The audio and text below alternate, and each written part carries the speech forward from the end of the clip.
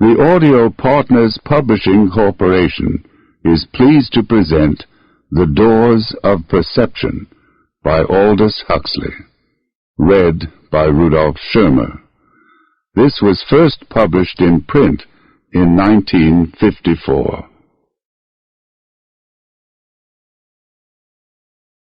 It was in 1886 that the German pharmacologist Louis Levin published the first systematic study of the cactus, to which his own name was subsequently given.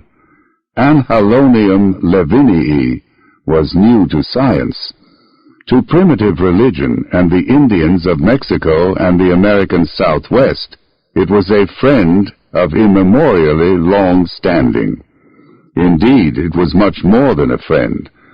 In the words of one of the early Spanish visitors to the New World, they eat a root which they call peyote, and which they venerate as though it were a deity.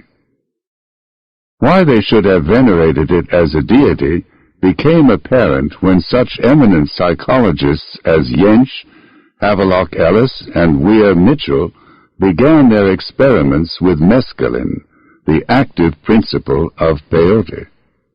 True, they stopped short at a point well this side of idolatry, but all concurred in assigning to mescaline a position among drugs of unique distinction.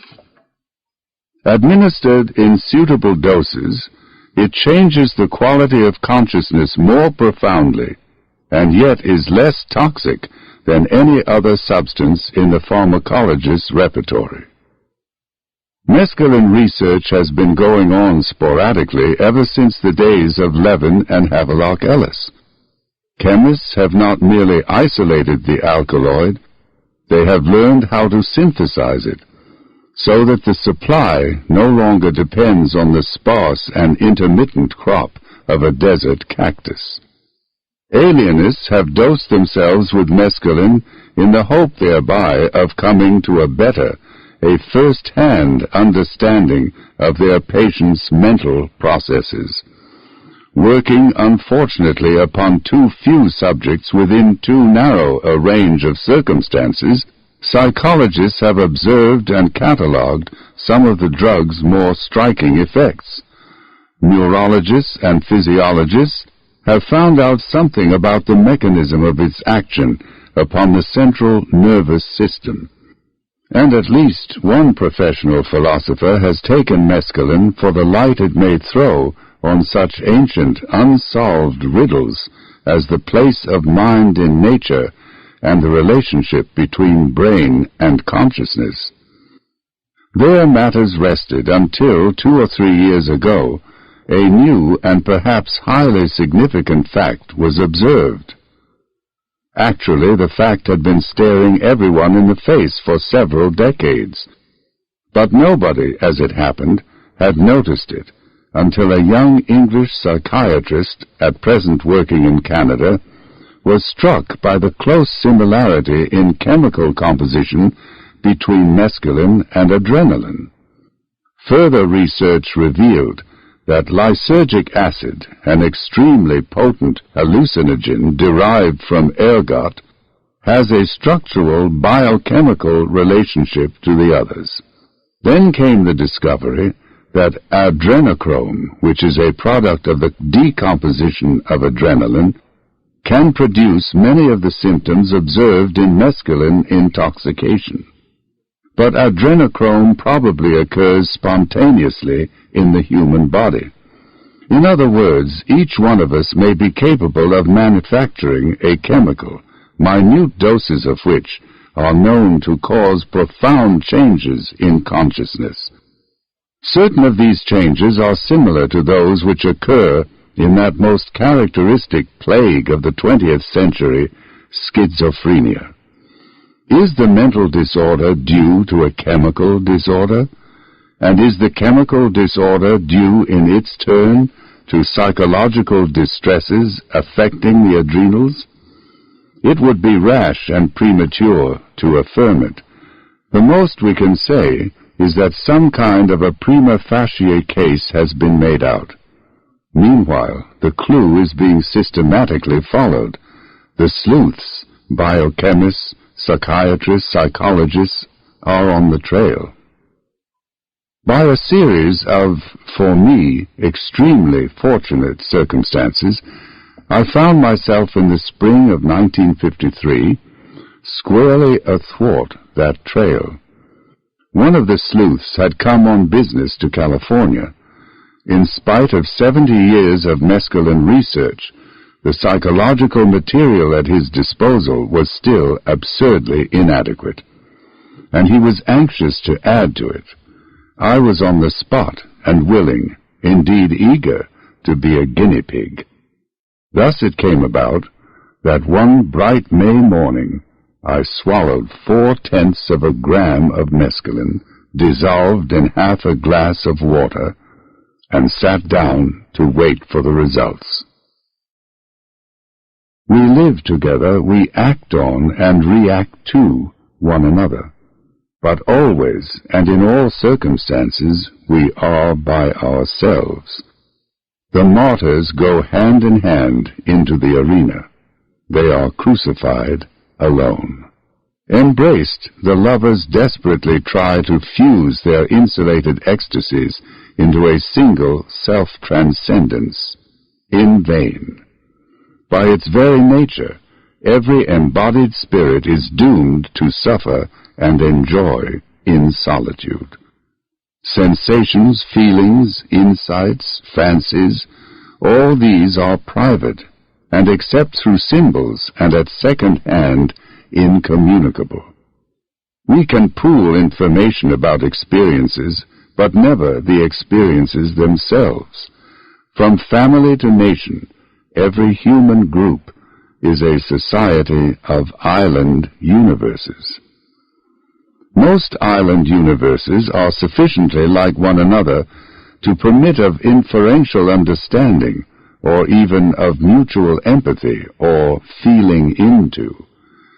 Thus, remembering our own bereavements and humiliations, we can condole with others in analogous circumstances, can put ourselves, always of course in a slightly Pickwickian sense, in their places.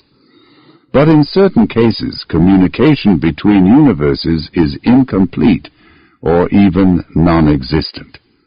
The mind is its own place, and the places inhabited by the insane and the exceptionally gifted are so different from the places where ordinary men and women live, that there is little or no common ground of memory to serve as a basis for understanding or fellow feeling. Words are uttered, but fail to enlighten. The things and events to which the symbols refer belong to mutually exclusive realms of experience. To see ourselves as others see us is a most salutary gift. Hardly less important is the capacity to see others as they see themselves. But what if these others belong to a different species and inhabit a radically alien universe? For example, how can the sane get to know what it actually feels like to be mad? Or, short of being born again as a visionary, a medium, or a musical genius, how can we ever visit the worlds which to Blake, to Swedenborg, to Johann Sebastian Bach were home? And how can a man at the extreme limits of ectomorphy and cerebrotonia ever put himself in the place of one at the limits of endomorphy and viscerotonia, or, except within certain circumscribed areas, share the feelings of one who stands at the limits of mesomorphy and somatotonia?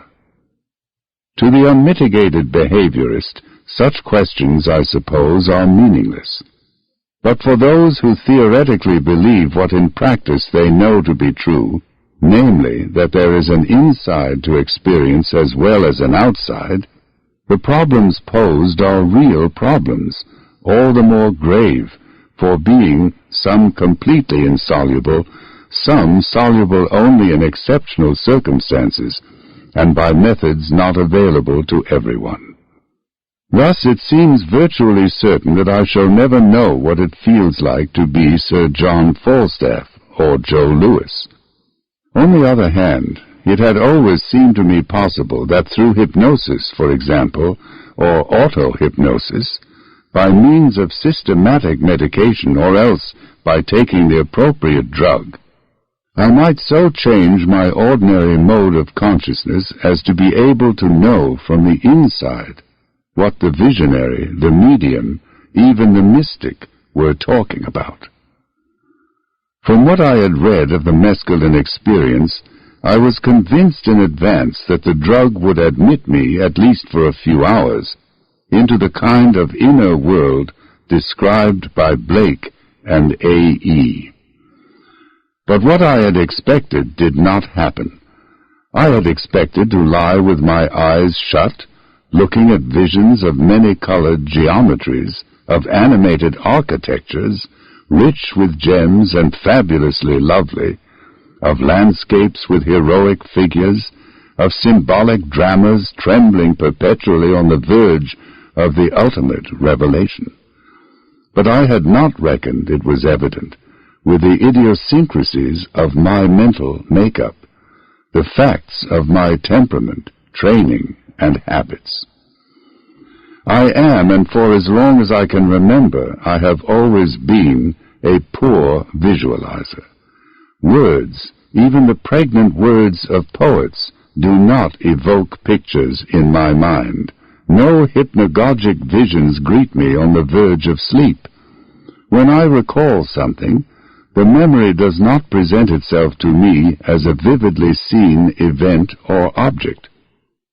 By an effort of the will, I can evoke a not very vivid image of what happened yesterday afternoon, of how the Lungarno used to look before the bridges were destroyed, of the Bayswater Road when the only buses were green and tiny and drawn by aged horses at 3.5 miles an hour. But such images have little substance and absolutely no autonomous life of their own. They stand to real perceived objects in the same relation as Homer's ghosts stood to the men of flesh and blood who came to visit them in the shades. Only when I have a high temperature do my mental images come to independent life. To those in whom the faculty of visualization is strong, my inner world must seem curiously drab, limited and uninteresting. This was the world, a poor thing, but my own, which I expected to see transformed into something completely unlike itself. The change which actually took place in that world was in no sense revolutionary. Half an hour after swallowing the drug, I became aware of a slow dance of golden lights. A little later there were sumptuous red surfaces swelling and expanding from bright nodes of energy that vibrated with a continuously changing, patterned life. At another time the closing of my eyes revealed a complex of gray structures, within which pale bluish spheres kept emerging into intense solidity, and having emerged, would slide noiselessly upwards out of sight. But at no time were there faces or forms of men or animals. I saw no landscapes, no enormous spaces, no magical growth and metamorphosis of buildings, nothing remotely like a drama or a parable. The other world to which mescaline admitted me was not the world of visions. It existed out there in what I could see with my eyes open. The great change was in the realm of objective fact. What had happened to my subjective universe was relatively unimportant. I took my pill at 11. An hour and a half later, I was sitting in my study, looking intently at a small glass vase.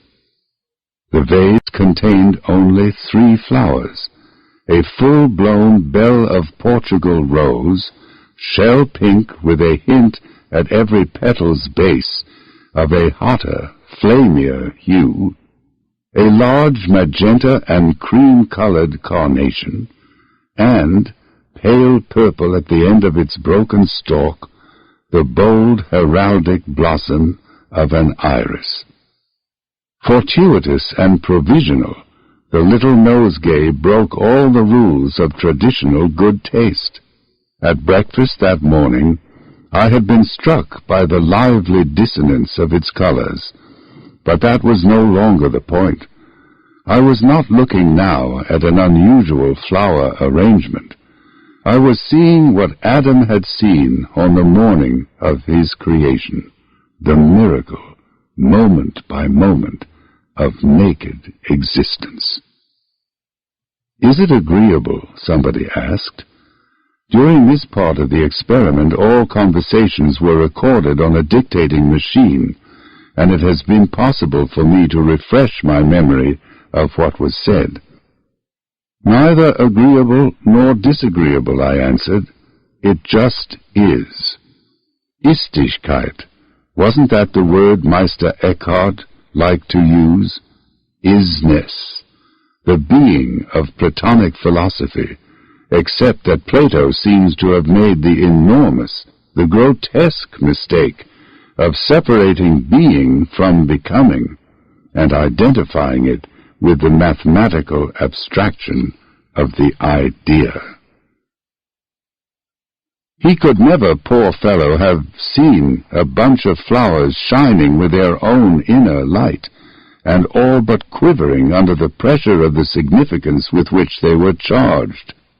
Could never have perceived that what rose and iris and carnation so intensely signified was nothing more and nothing less than what they were, a transience that was yet eternal life, a perpetual perishing that was at the same time pure being, a bundle of minute, unique particulars in which, by some unspeakable and yet self-evident paradox, was to be seen the divine source of all existence.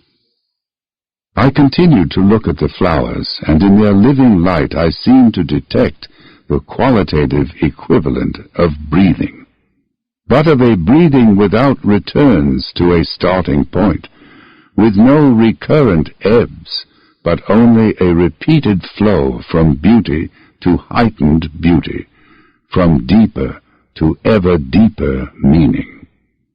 Words like grace and transfiguration came to my mind, and this, of course, was what, among other things, they stood for. My eyes traveled from the rose to the carnation, and from that feathery incandescence to the smooth scrolls of sentient amethyst which were the iris. The beatific vision, Sat Chit Ananda, being, awareness, bliss, for the first time I understood, not on the verbal level, not by inchoate hints or at a distance, but precisely and completely what those prodigious syllables referred to. And then I remembered a passage I had read in one of Suzuki's essays. What is the Dharma body of the Buddha? The Dharma body of the Buddha is another way of saying mind, suchness, the void, the Godhead. The question is asked in a Zen monastery by an earnest and bewildered novice, and with the prompt irrelevance of one of the Marx brothers, the master answers, "The hedge at the bottom of the garden." And the man who realizes this truth, the novice dubiously inquires, what, may I ask, is he? Groucho gives him a whack over the shoulders with his staff and answers, "A golden-haired lion." It had been, when I read it, only a vaguely pregnant piece of nonsense. Now it was all as clear as day, as evident as Euclid. Of course, the Dharma body of the Buddha was the hedge at the bottom of the garden. At the same time, and no less obviously, It was these flowers, it was anything that I, or rather the blessed not I, released for a moment from my throttling embrace, cared to look at. The books, for example, with which my study walls were lined. Like the flowers, they glowed, when I looked at them, with brighter colors, a profounder significance.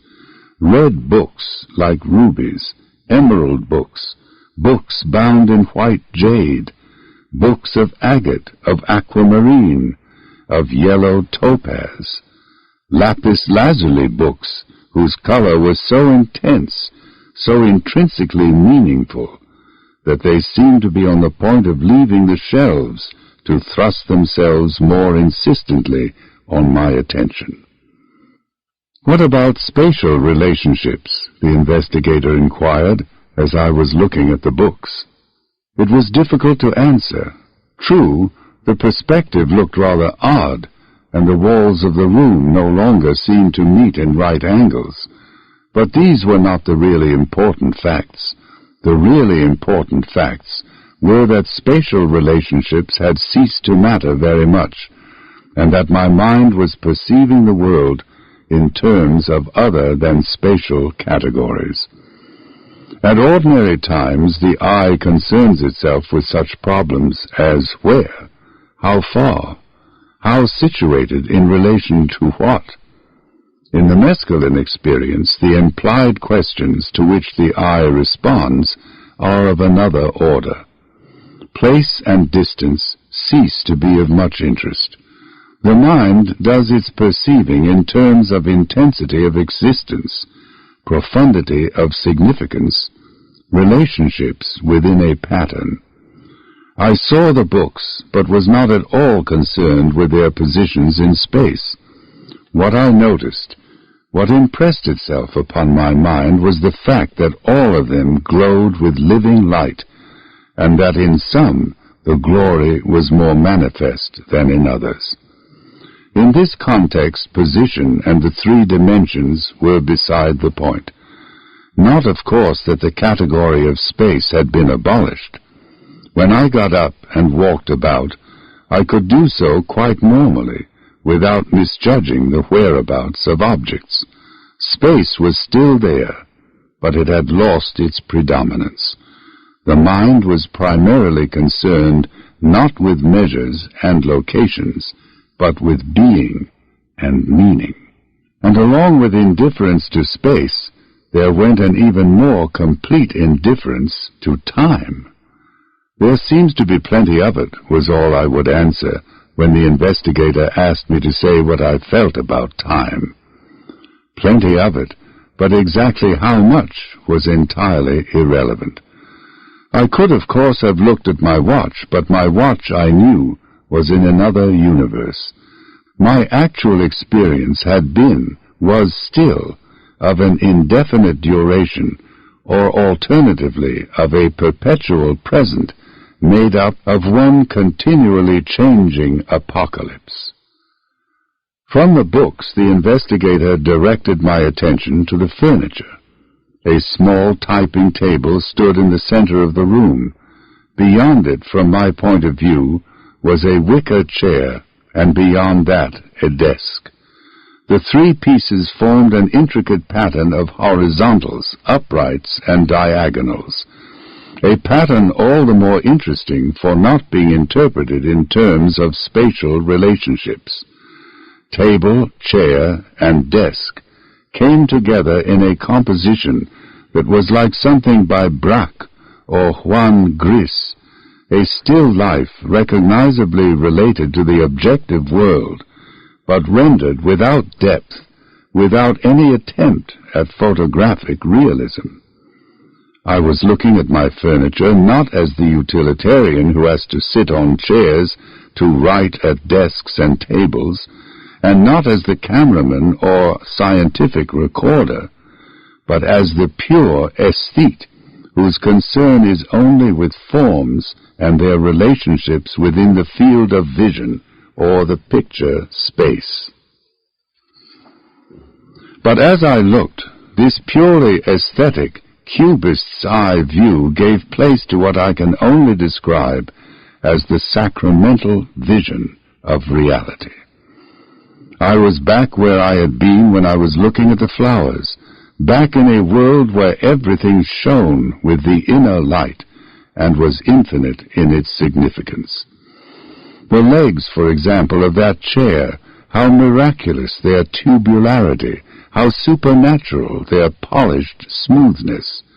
I spent several minutes, or was it several centuries, not merely gazing at those bamboo legs, but actually being them, or rather being myself in them, or to be still more accurate, for I was not involved in the case, nor in a certain sense were they, being my not-self in the not-self which was the chair.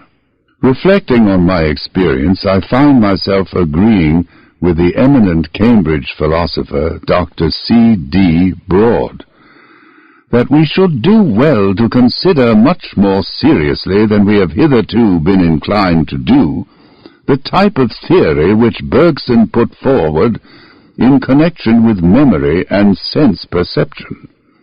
The suggestion is that the function of the brain and nervous system and sense organs is in the main eliminative and not productive.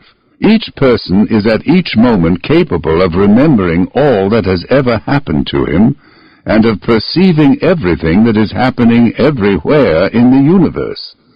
The function of the brain and nervous system is to protect us from being overwhelmed and confused by this mass of largely useless and irrelevant knowledge, by shutting out most of what we should otherwise perceive or remember at any moment, and leaving only that very small and special selection which is likely to be practically useful.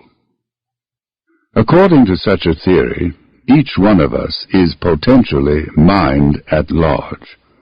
But insofar as we are animals, our business is at all costs to survive.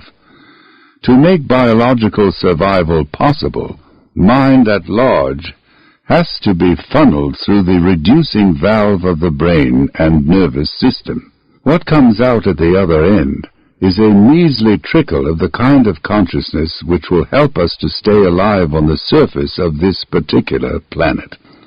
To formulate and express the contents of this reduced awareness, man has invented and endlessly elaborated those symbol systems and implicit philosophies which we call languages.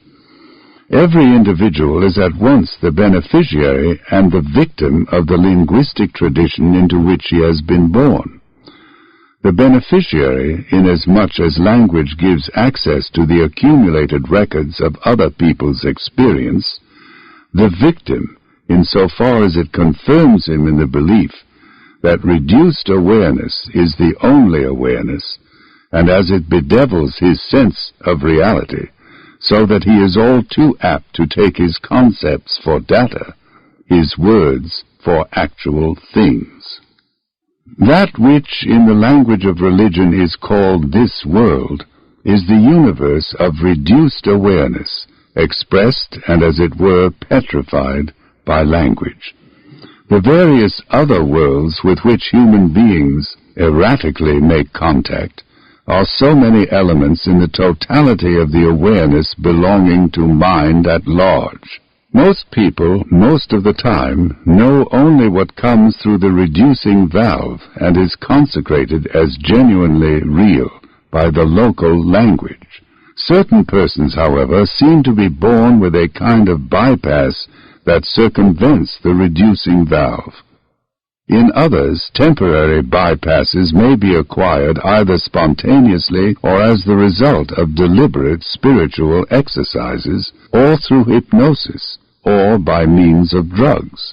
Through these permanent or temporary bypasses there flows not indeed the perception of everything that is happening everywhere in the universe, for the bypass does not abolish the reducing valve, which still excludes the total content of mind at large, but something more than, and above all something different from, the carefully selected utilitarian material which our narrowed individual minds regard as a complete, or at least sufficient, picture of reality. The brain is provided with a number of enzyme systems which serve to coordinate its workings. Some of these enzymes regulate the supply of glucose to the brain cells. Mescaline inhibits the production of these enzymes and thus lowers the amount of glucose available to an organ that is in constant need of sugar. When mescaline reduces the brain's normal ration of sugar, what happens? Too few cases have been observed, and therefore a comprehensive answer cannot yet be given. But what happens to the majority of the few who have taken mescaline under supervision can be summarized as follows. 1. The ability to remember and to think straight is little, if at all, reduced. Listening to the recordings of my conversation under the influence of the drug, I cannot discover that I was then any stupider than I am at ordinary times. 2. Visual impressions are greatly intensified, and the eye recovers some of the perceptual innocence of childhood, when the sensum was not immediately and automatically subordinated to the concept. Interest in space is diminished, and interest in time falls almost to zero. 3. Though the intellect remains unimpaired, and though perception is enormously improved, the will suffers a profound change for the worse. The mescaline taker sees no reason for doing anything in particular, and finds most of the causes for which at ordinary times he was prepared to act and suffer profoundly uninteresting. He can't be bothered with them, for the good reason that he has better things to think about. 4. These better things may be experienced, as I experienced them, out there or in here, or in both worlds, the inner and the outer, simultaneously or successively. That they are better seems to be self-evident to all mescaline takers, who come to the drug with a sound liver and an untroubled mind. These effects of mescaline are the sort of effects you could expect to follow the administration of a drug having the power to impair the efficiency of the cerebral reducing valve. When the brain runs out of sugar, the undernourished ego grows weak, can't be bothered to undertake the necessary chores, and loses all interest in those spatial and temporal relationships which mean so much to an organism bent on getting on in the world. As mind at large seeps past the no longer watertight valve, all kinds of biologically useless things start to happen. In some cases there may be extrasensory perceptions. Other persons discover a world of visionary beauty. To others again is revealed the glory, the infinite value and meaningfulness of naked existence, of the given, unconceptualized event. In the final stage of egolessness, there is an obscure knowledge that all is in all, that all is actually each. This is as near, I take it, as a finite mind can ever come to perceiving everything that is happening everywhere in the universe. In this context, how significant is the enormous heightening under mescaline of the perception of color.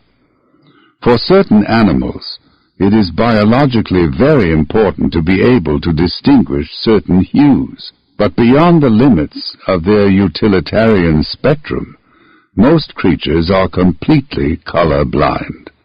Bees, for example, spend most of their time deflowering the fresh virgins of the spring, but as von Frisch has shown, they can recognize only a very few colors. Man's highly developed color sense is a biological luxury.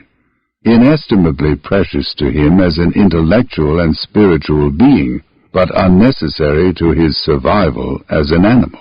To judge by the adjectives which Homer puts into their mouths, the heroes of the Trojan War hardly excelled the bees in their capacity to distinguish colors.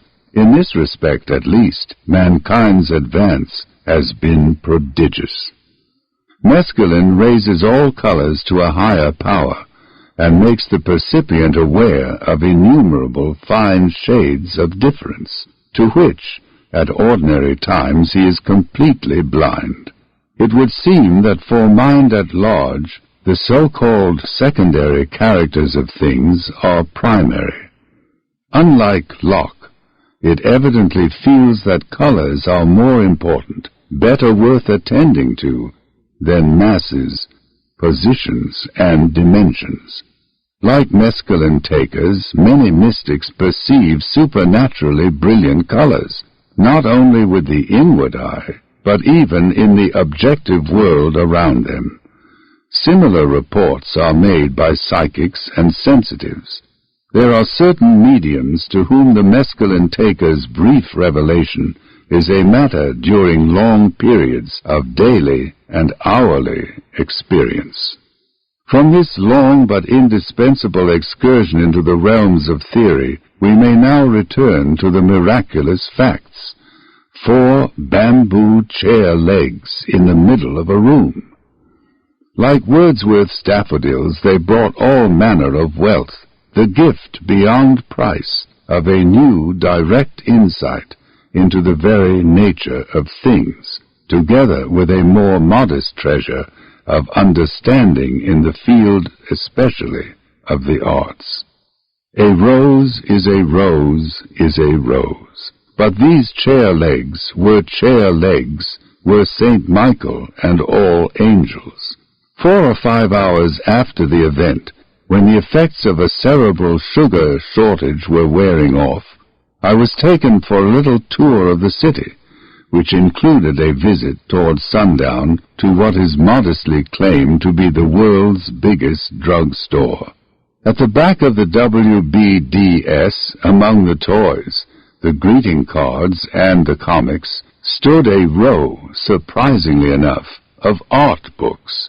I picked up the first volume that came to hand. It was on Van Gogh, and the picture at which the book opened was the chair, that astounding portrait of a Ding an sich, which the mad painter saw with a kind of adoring terror and tried to render on his canvas. But it was a task to which the power even of genius proved wholly inadequate. The chair Van Gogh had seen was obviously the same in essence as the chair I had seen, but, though incomparably more real than the chairs of ordinary perception, the chair in his picture remained no more than an unusually expressive symbol of the fact. The fact had been manifested suchness. This was only an emblem.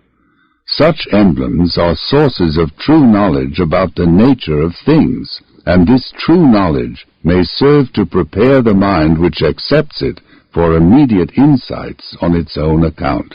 But that is all. However expressive, symbols can never be the things they stand for.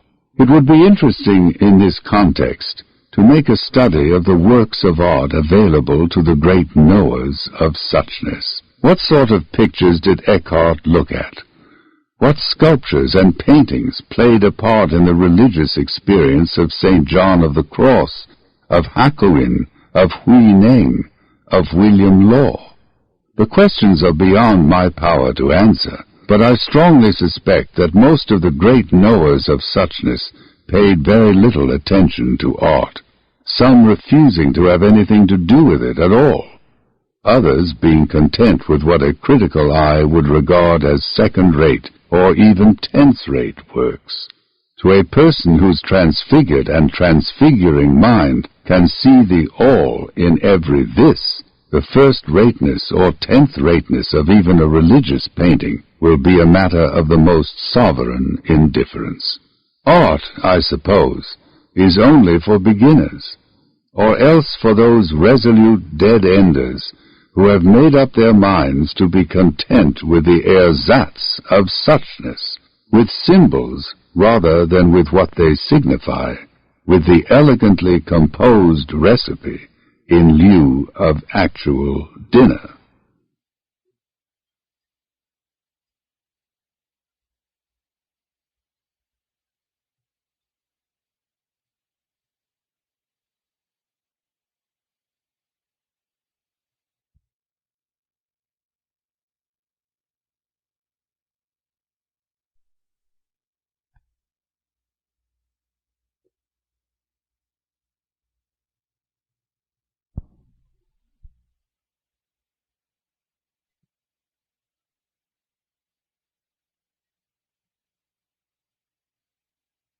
Side 2. I returned the Van Gogh to its rack and picked up the volume standing next to it. It was a book on Botticelli. I turned the pages.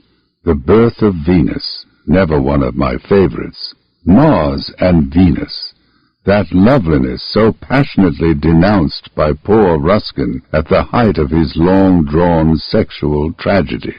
The marvelously rich and intricate calumny of Apelles, and then a somewhat less familiar and not very good picture, Judith.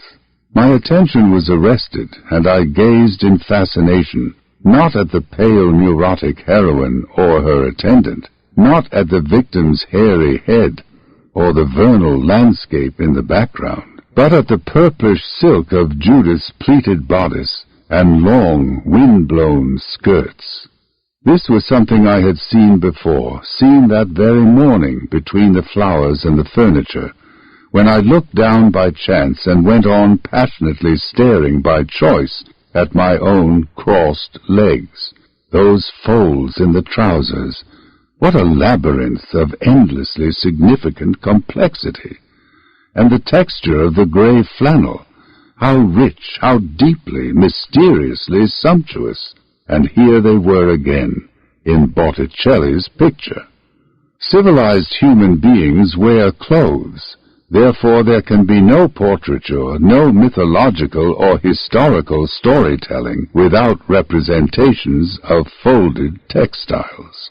But though it may account for the origins, mere tailoring can never explain the luxuriant development of drapery as a major theme of all the plastic arts. Artists, it is obvious, have always loved drapery for its own sake, or rather for their own. When you paint or carve drapery, you are painting or carving forms which, for all practical purposes, are non-representational. The kind of unconditioned forms on which artists, even in the most naturalistic tradition, like to let themselves go. In the average Madonna or Apostle, the strictly human, fully representational element accounts for about 10% of the whole.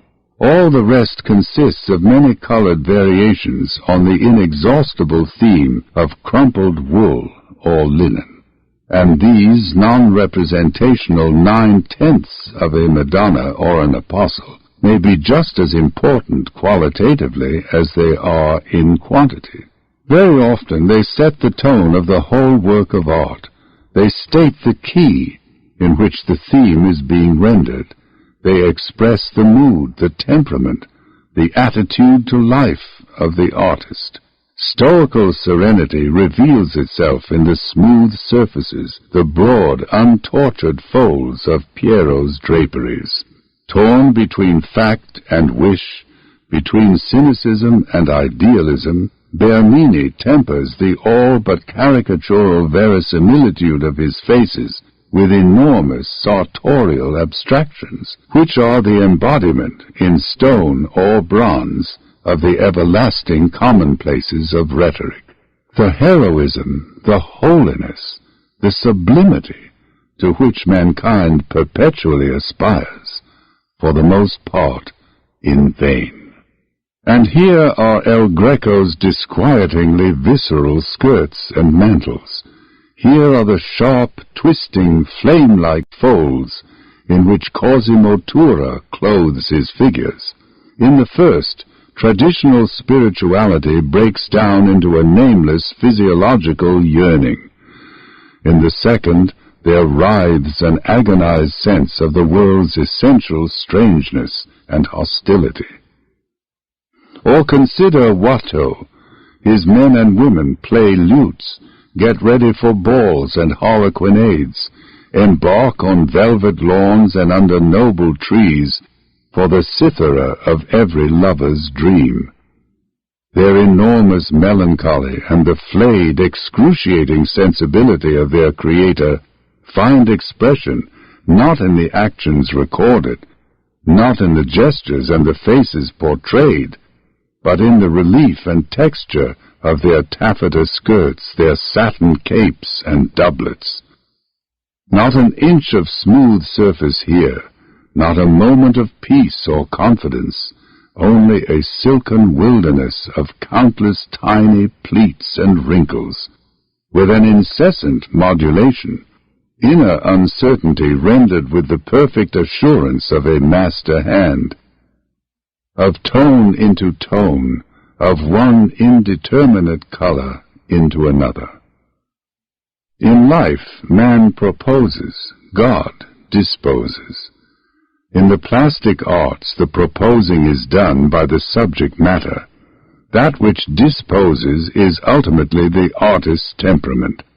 Proximately, at least in portraiture, history, and genre, the carved or painted drapery.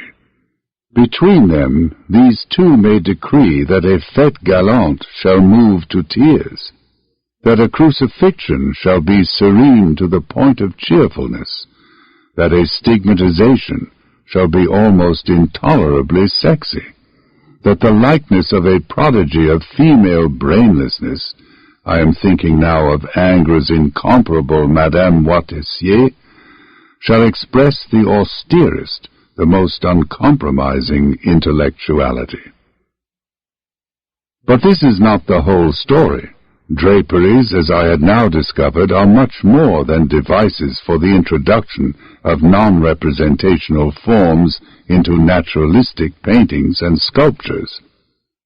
What the rest of us see only under the influence of mescaline, the artist is congenitally equipped to see all the time.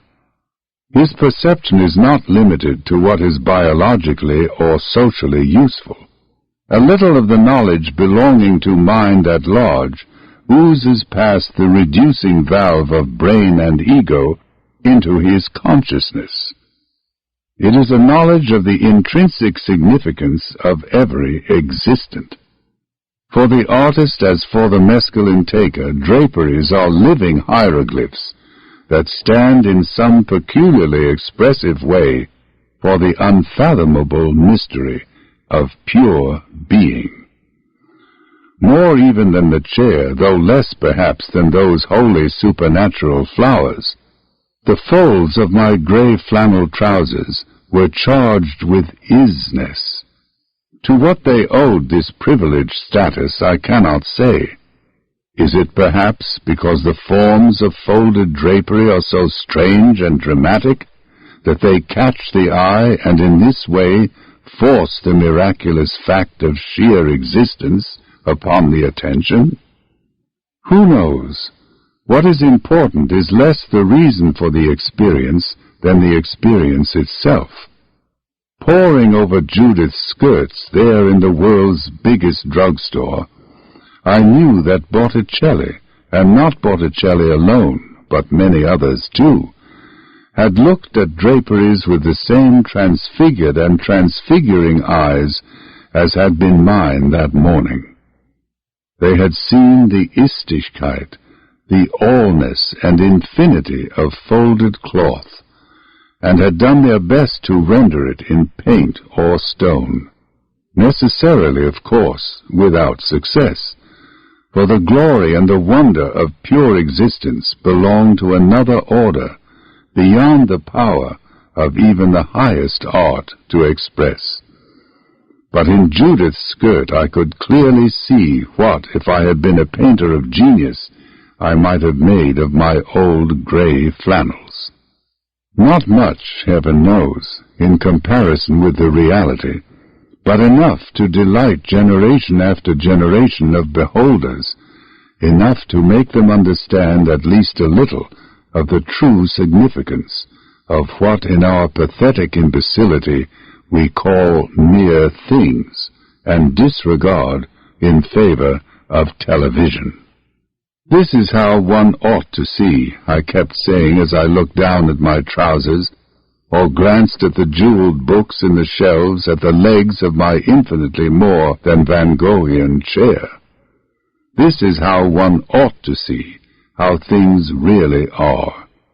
And yet there were reservations. For if one always saw like this, one would never want to do anything else.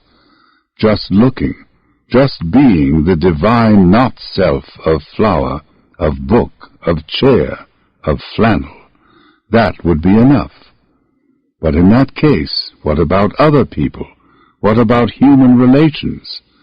In the recording of that morning's conversations, I find the question constantly repeated, what about human relations? How could one reconcile this timeless bliss of seeing as one ought to see with the temporal duties of doing what one ought to do, and feeling as one ought to feel? One ought to be able, I said, to see these trousers as infinitely important, and human beings as still more infinitely important. One ought, but in practice it seemed to be impossible. This participation in the manifest glory of things left no room, so to speak, for the ordinary, the necessary concerns of human existence, above all for concerns involving persons. For persons ourselves, and in one respect at least, I was now a not-self, simultaneously perceiving and being the not-self of the things around me. To this new-born not-self, the behavior, the appearance, the very thought of the self it had momentarily ceased to be, and of other selves, its one-time fellows, seemed not indeed distasteful, for distastefulness was not one of the categories in terms of which I was thinking, but enormously irrelevant.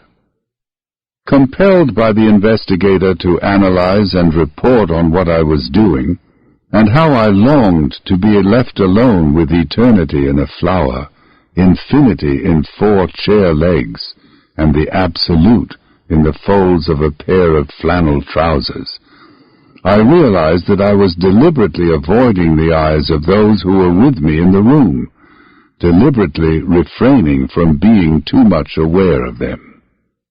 One was my wife, the other a man I respected and greatly liked, but both belonged to the world from which, for the moment, mescaline had delivered me, the world of selves, of time, of moral judgments and utilitarian considerations, the world, and it was this aspect of human life which I wished above all else to forget, of self-assertion, of cocksureness, of overvalued words, and idolatrously worshipped notions. At this stage of the proceedings I was handed a large colored reproduction of the well-known self-portrait by Cézanne.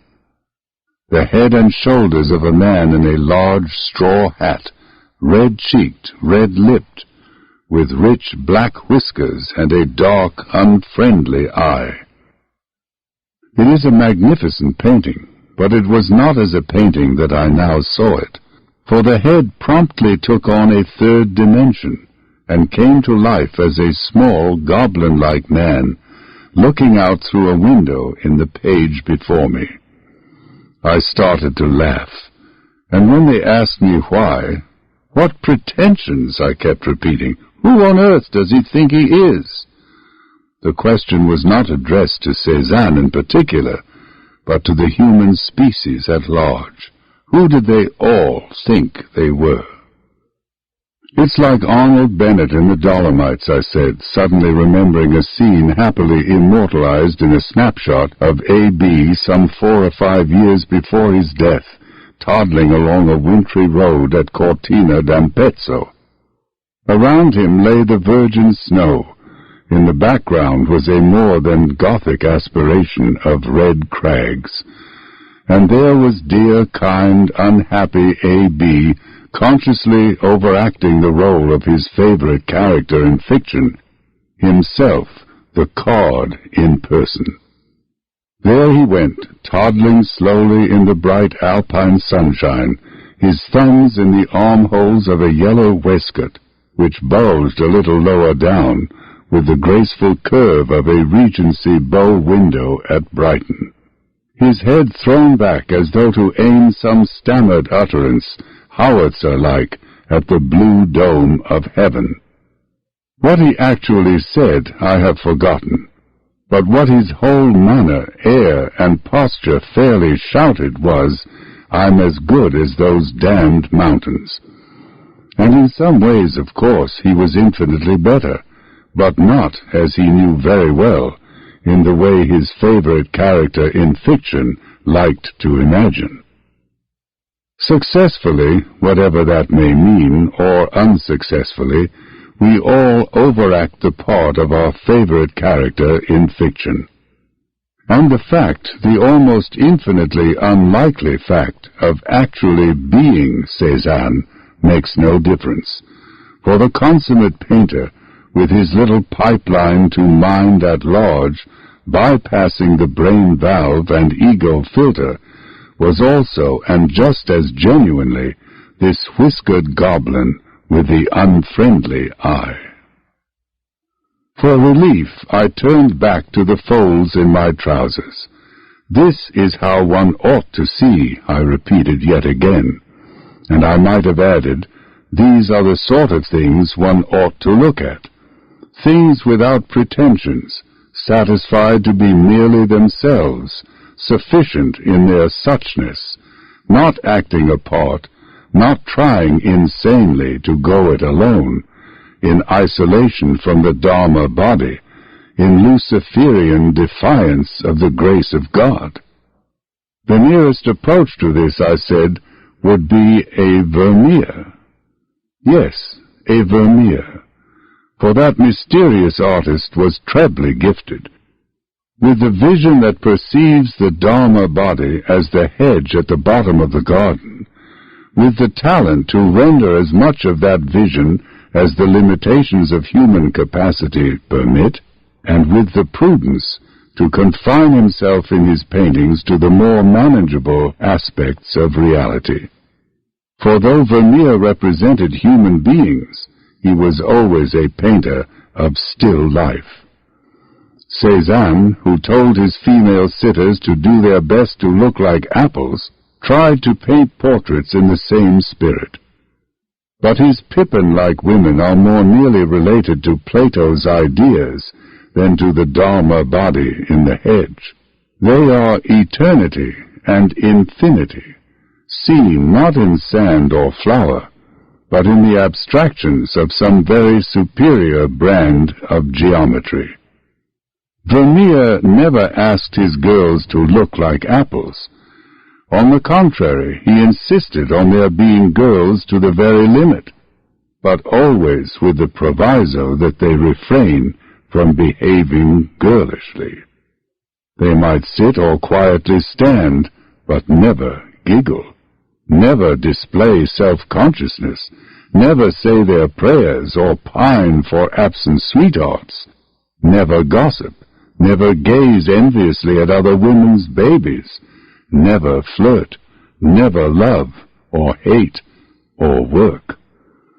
In the act of doing any of these things, they would doubtless become more intensely themselves, but would cease for that very reason to manifest their divine, essential, not-self.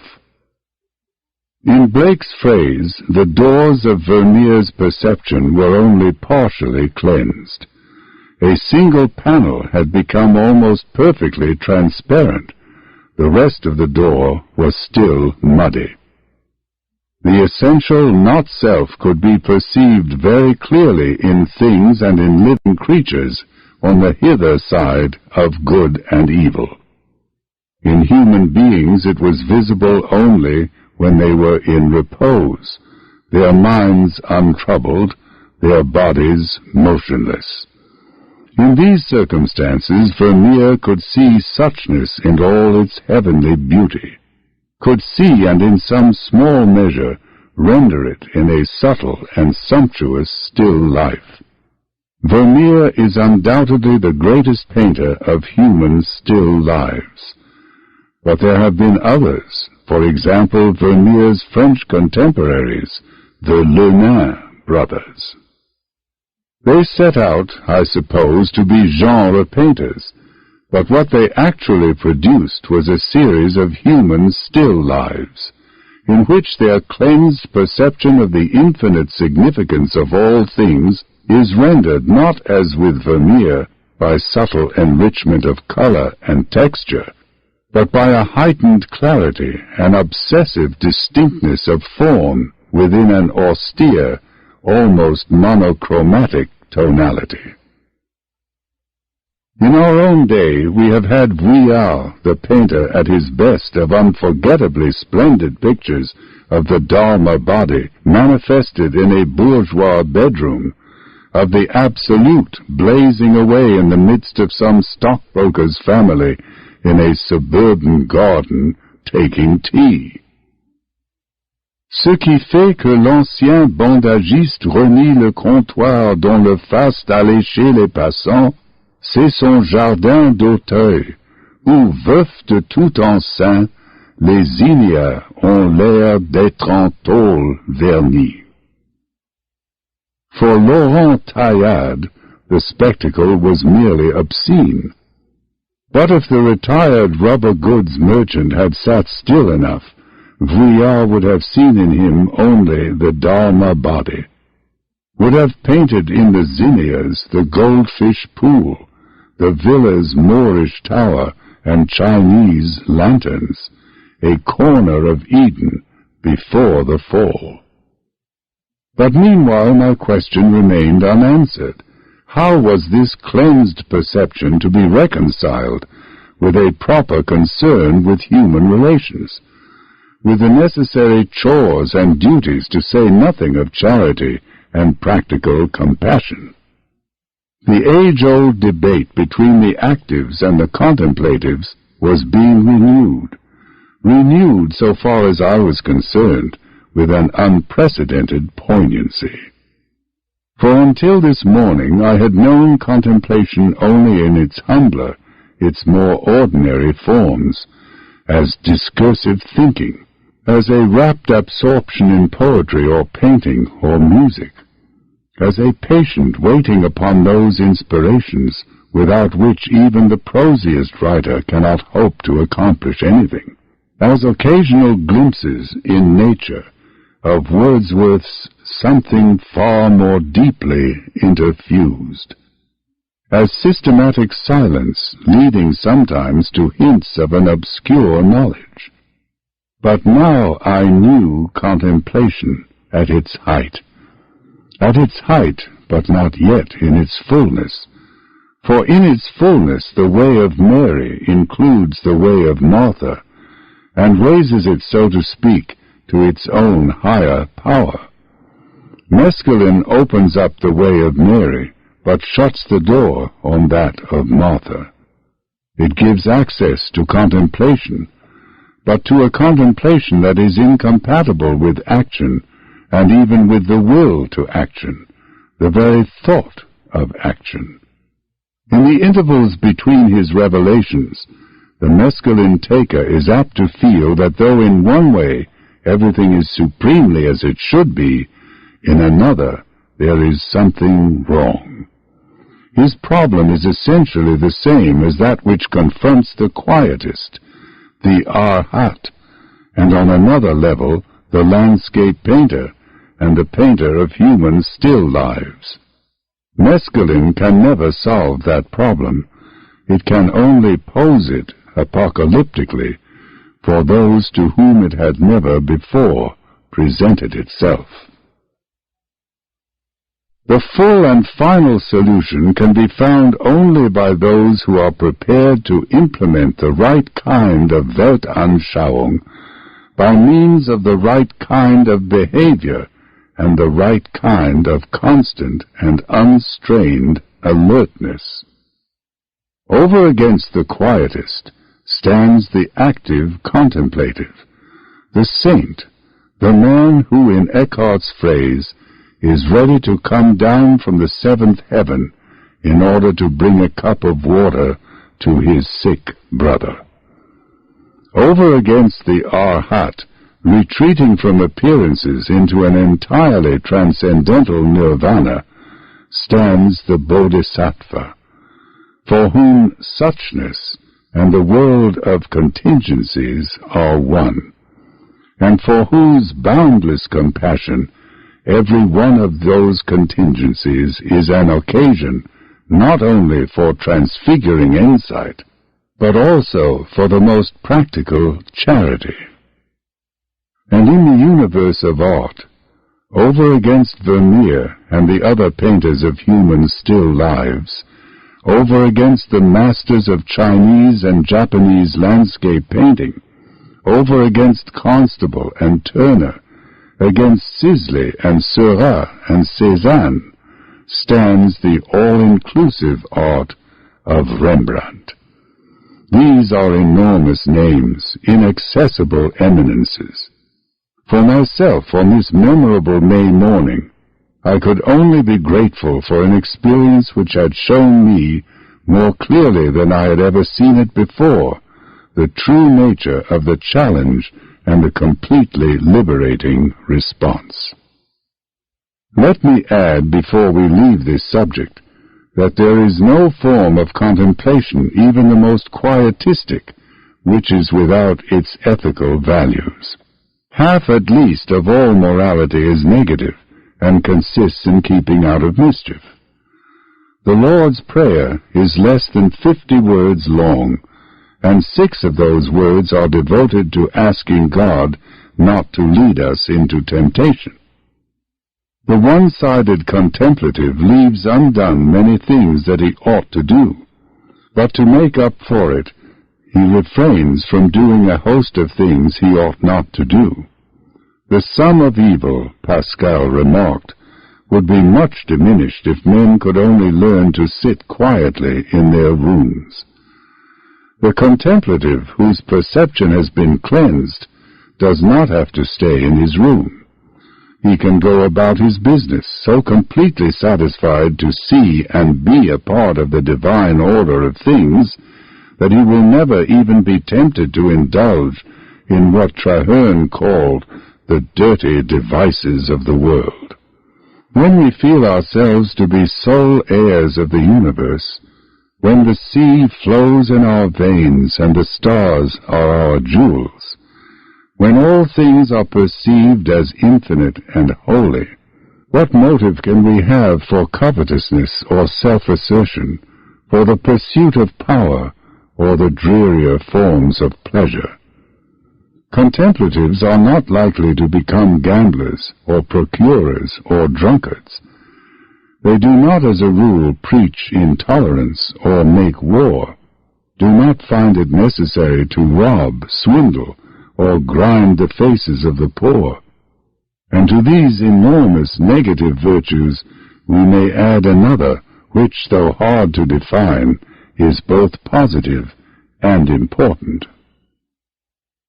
The Arhat and the quietist may not practice contemplation in its fullness, but if they practice it at all, they may bring back enlightening reports of another, a transcendent country of the mind. And if they practice it in the height, they will become conduits through which some beneficent influence can flow out of that other country into a world of darkened selves, chronically dying for lack of it.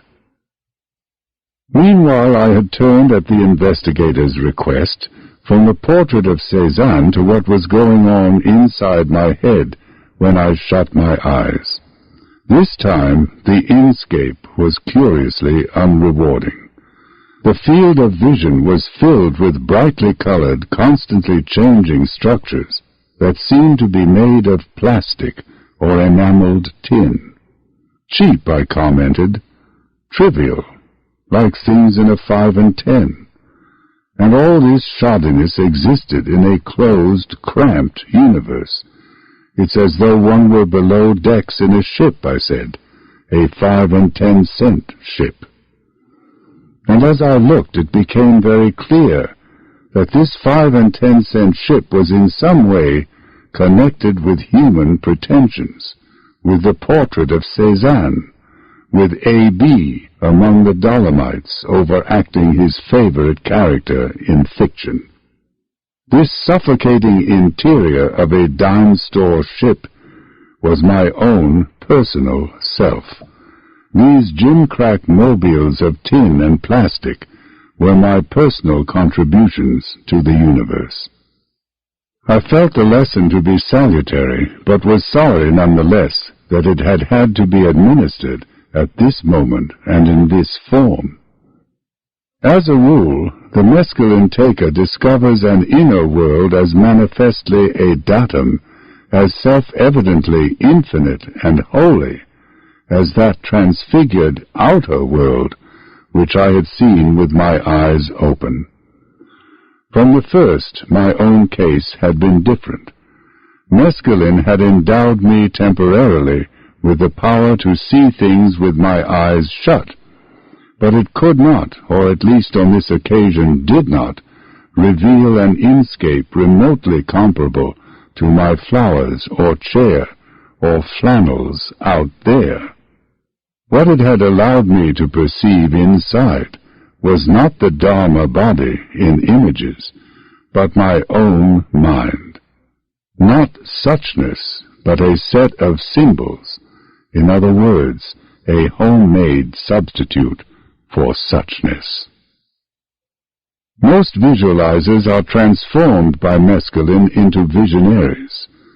Some of them, and they are perhaps more numerous than is generally supposed, require no transformation.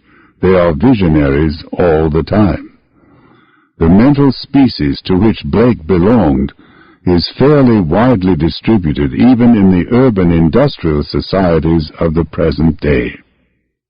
The poet-artist's uniqueness does not consist in the fact that, to quote from his descriptive catalogue, he actually saw those wonderful originals called in the sacred scriptures the cherubim.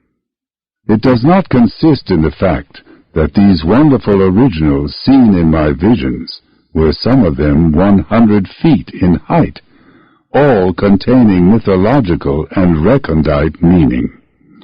It consists solely in his ability to render, in words or somewhat less successfully in line and color, some hint at least of a not excessively uncommon experience. The untalented visionary may perceive an inner reality no less tremendous, beautiful, and significant than the world beheld by Blake, but he lacks altogether the ability to express in literary or plastic symbols what he has seen.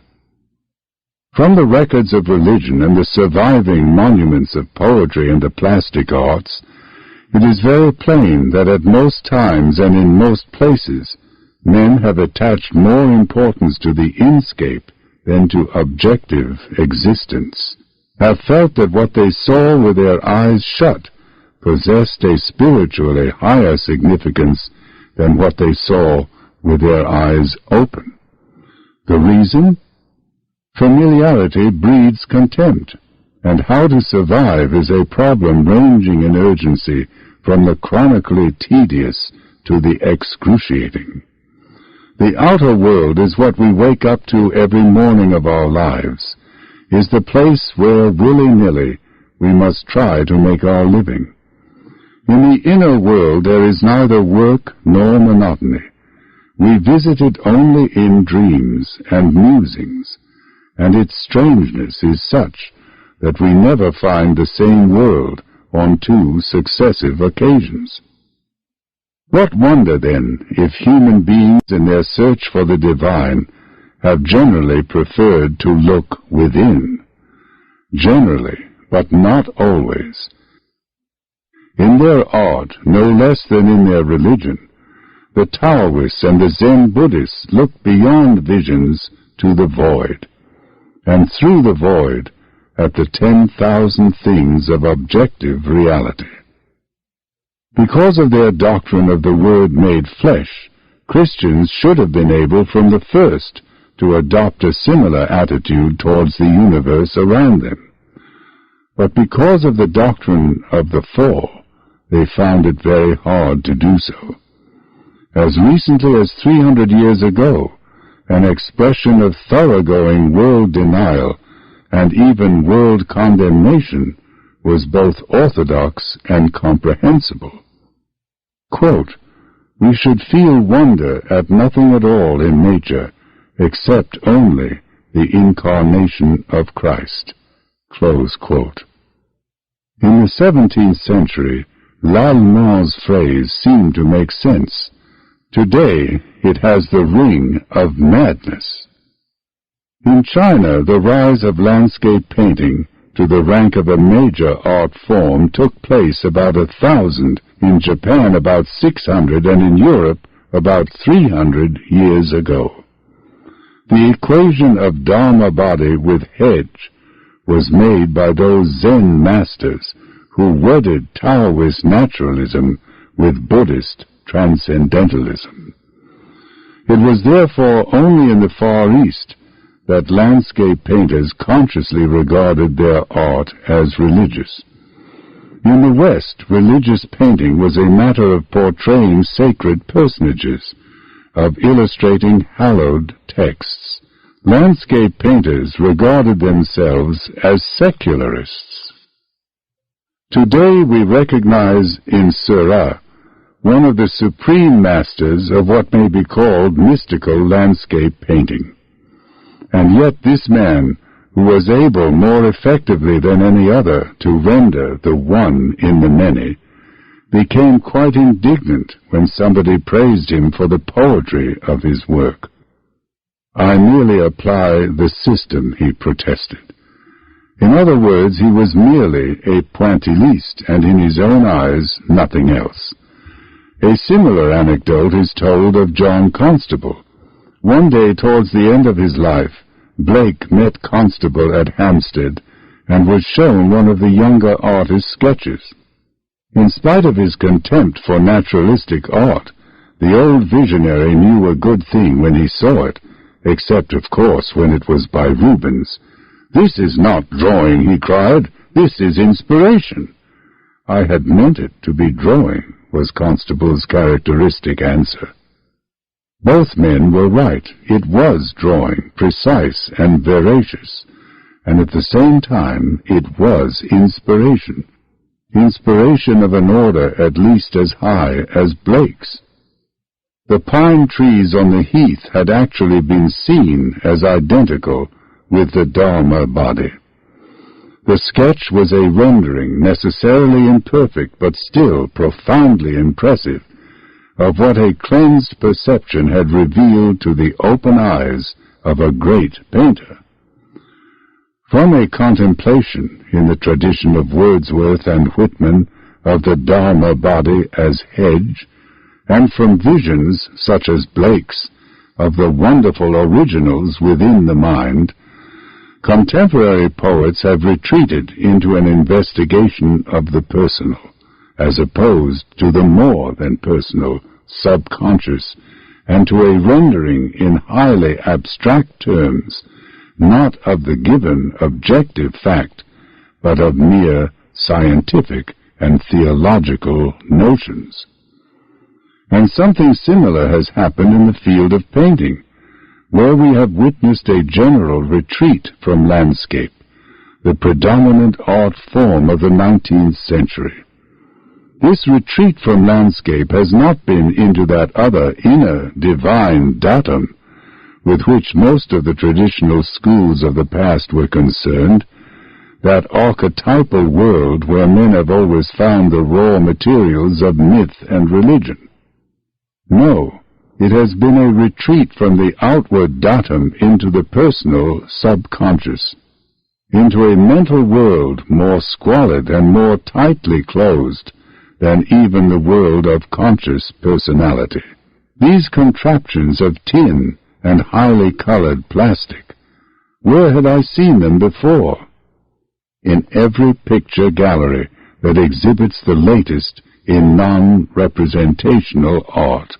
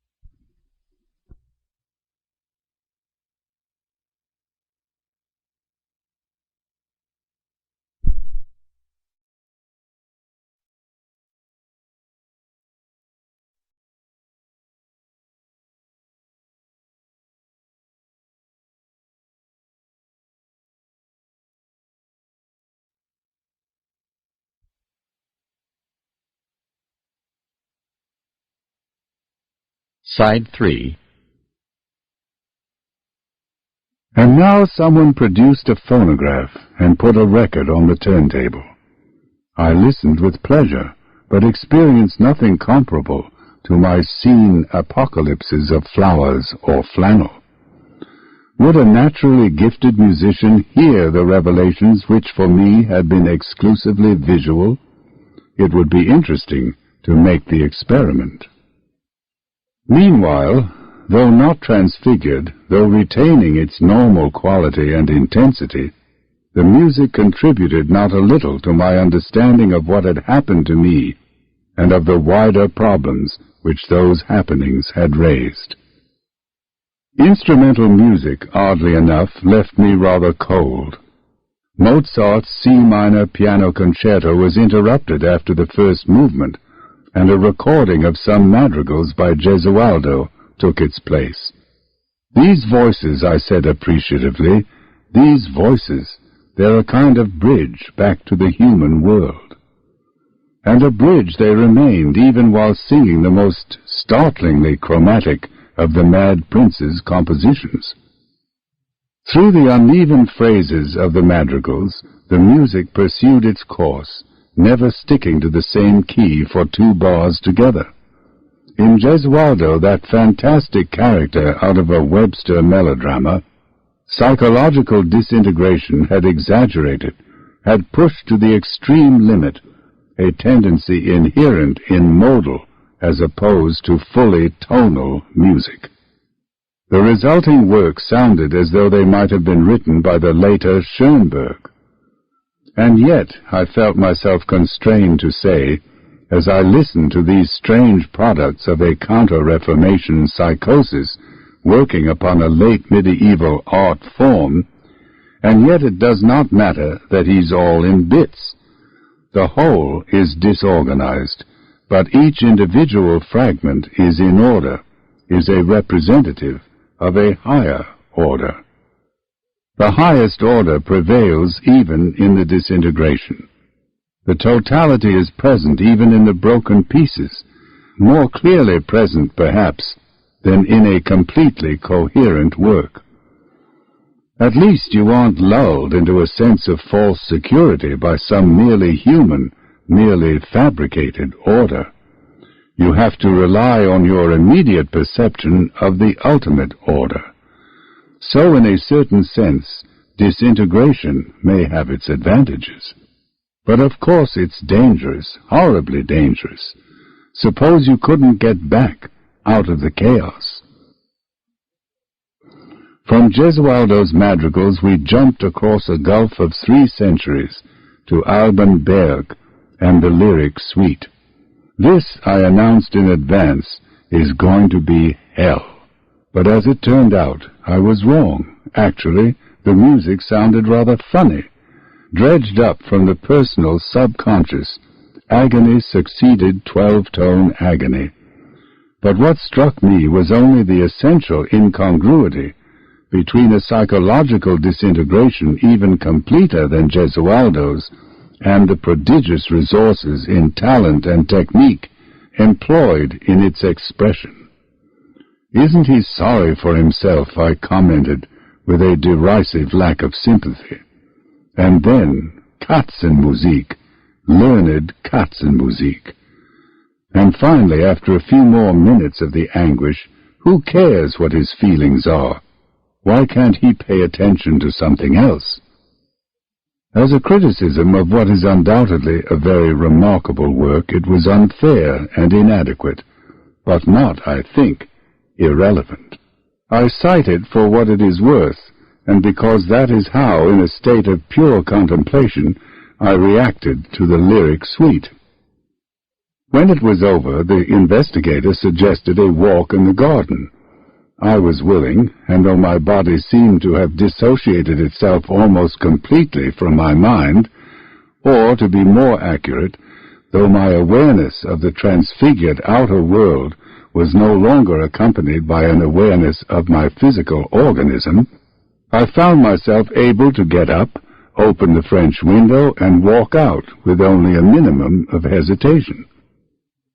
It was odd, of course, to feel that I was not the same as these arms and legs out there, as this wholly objective trunk and neck and even head.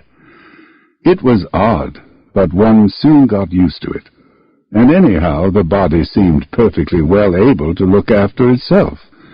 In reality, of course, it always does look after itself. All that the conscious ego can do is to formulate wishes, which are then carried out by forces which it controls very little and understands not at all. When it does anything more, when it tries too hard, for example, when it worries, when it becomes apprehensive about the future, it lowers the effectiveness of those forces and may even cause the devitalized body to fall ill. In my present state, awareness was not referred to as ego. It was, so to speak, on its own.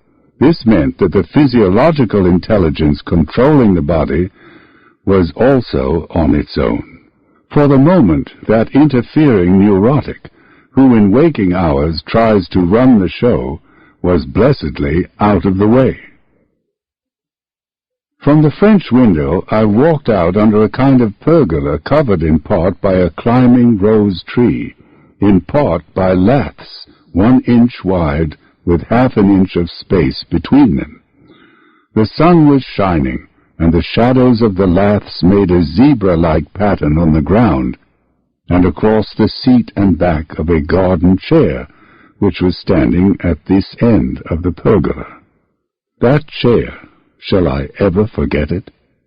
Where the shadows fell on the canvas upholstery, stripes of a deep but glowing indigo alternated with stripes of an incandescence so intensely bright that it was hard to believe that they could be made of anything but blue fire.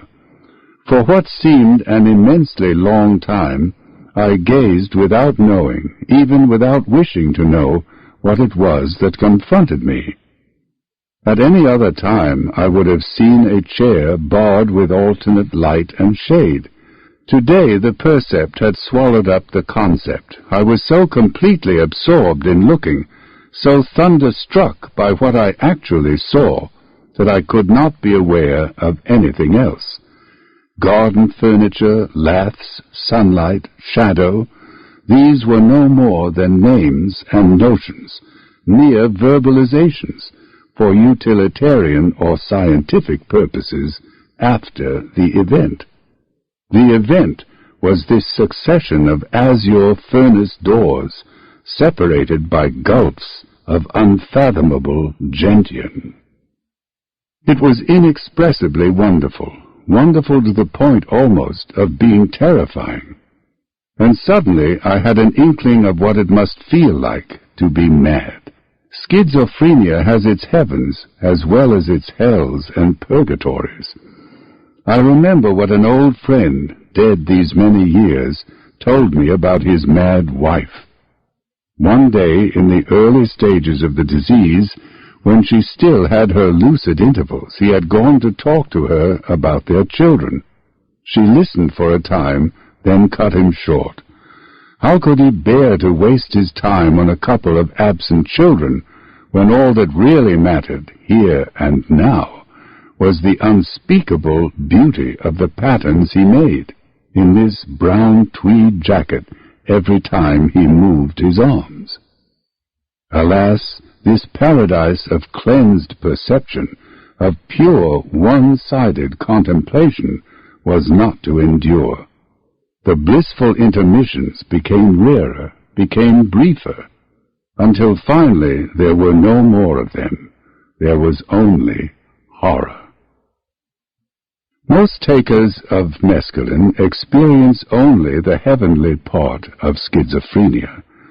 The drug brings hell and purgatory only to those who have had a recent case of jaundice, or who suffer from periodical depressions or a chronic anxiety.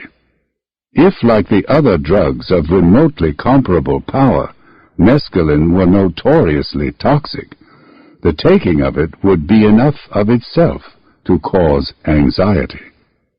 But the reasonably healthy person knows in advance that so far as he is concerned, mescaline is completely innocuous, that its effects will pass off after 8 or 10 hours, leaving no hangover and consequently no craving for a renewal of the dose. Fortified by this knowledge, he embarks upon the experiment without fear, in other words, without any disposition to convert an unprecedentedly strange and other than human experience into something appalling, something actually diabolical. Confronted by a chair which looked like the Last Judgment, or to be more accurate, by a Last Judgment which after a long time and with considerable difficulty I recognized as a chair, I found myself all at once on the brink of panic. This, I suddenly felt, was going too far, even though the going was into intenser beauty, deeper significance.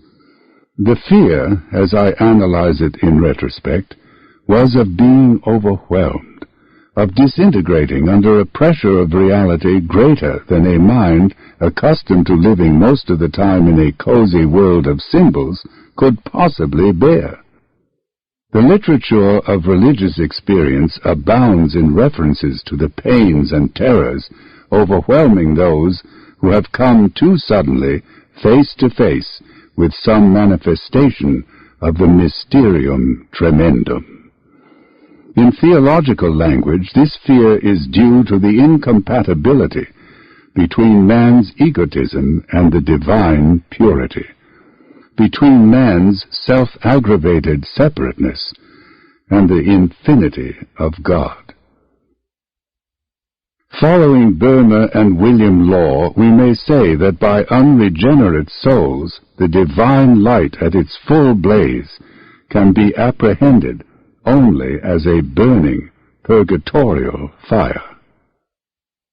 An almost identical doctrine is to be found in the Tibetan Book of the Dead, where the departed soul is described as shrinking in agony from the pure light of the void, and even from the lesser tempered lights, in order to rush headlong into the comforting darkness of selfhood as a reborn human being, or even as a beast, an unhappy ghost, a denizen of hell. Anything rather than the burning brightness of unmitigated reality. Anything. The schizophrenic is a soul not merely unregenerate, but desperately sick into the bargain. His sickness consists in the inability to take refuge from inner and outer reality, as the sane person habitually does, in the homemade universe of common sense, the strictly human world of useful notions, shared symbols, and socially acceptable conventions. The schizophrenic is like a man permanently under the influence of mescaline, and therefore unable to shut off the experience of a reality which he is not holy enough to live with, which he cannot explain away because it is the most stubborn of primary facts, and which, because it never permits him to look at the world with merely human eyes, scares him into interpreting its unremitting strangeness, its burning intensity of significance, as the manifestations of human or even cosmic malevolence, calling for the most desperate countermeasures, from murderous violence at one end of the scale to catatonia or psychological suicide at the other. And once embarked upon the downward, the infernal road, one would never be able to stop. That now was only too obvious. If you started in the wrong way, I said in answer to the investigator's questions, everything that happened would be a proof of the conspiracy against you. It would all be self-validating. You couldn't draw a breath without knowing it was part of the plot. So you think you know where madness lies? My answer was a convinced and heartfelt yes. And you couldn't control it? No, I couldn't control it. If one began with fear and hate as the major premise, one would have to go on to the conclusion. Would you be able, my wife asked, to fix your attention on what the Tibetan Book of the Dead calls the clear light? I was doubtful. Would it keep the evil away if you could hold it, or would you not be able to hold it? I considered the question for some time. Perhaps, I answered at last, perhaps I could, but only if there was somebody there to tell me about the clear light. One couldn't do it by oneself. That's the point, I suppose, of the Tibetan ritual. Someone sitting there all the time and telling you what's what. After listening to the record of this part of the experiment, I took down my copy of Evans Wentz's edition of the Tibetan Book of the Dead and opened at random. O nobly born, let not thy mind be distracted. That was the problem, to remain undistracted. Undistracted by the memory of past sins, by imagined pleasure, by the bitter aftertaste of old wrongs and humiliations, by all the fears and hates and cravings that ordinarily eclipse the light. What those Buddhist monks did for the dying and the dead, might not the modern psychiatrist do for the insane? Let there be a voice to assure them by day and even while they are asleep, that in spite of all the terror, all the bewilderment and confusion, the ultimate reality remains unshakably itself, and is of the same substance as the inner light of even the most cruelly tormented mind. By means of such devices as recorders, clock-controlled switches, public address systems, and pillow speakers, it should be very easy to keep the inmates of even an understaffed institution constantly reminded of this primordial fact.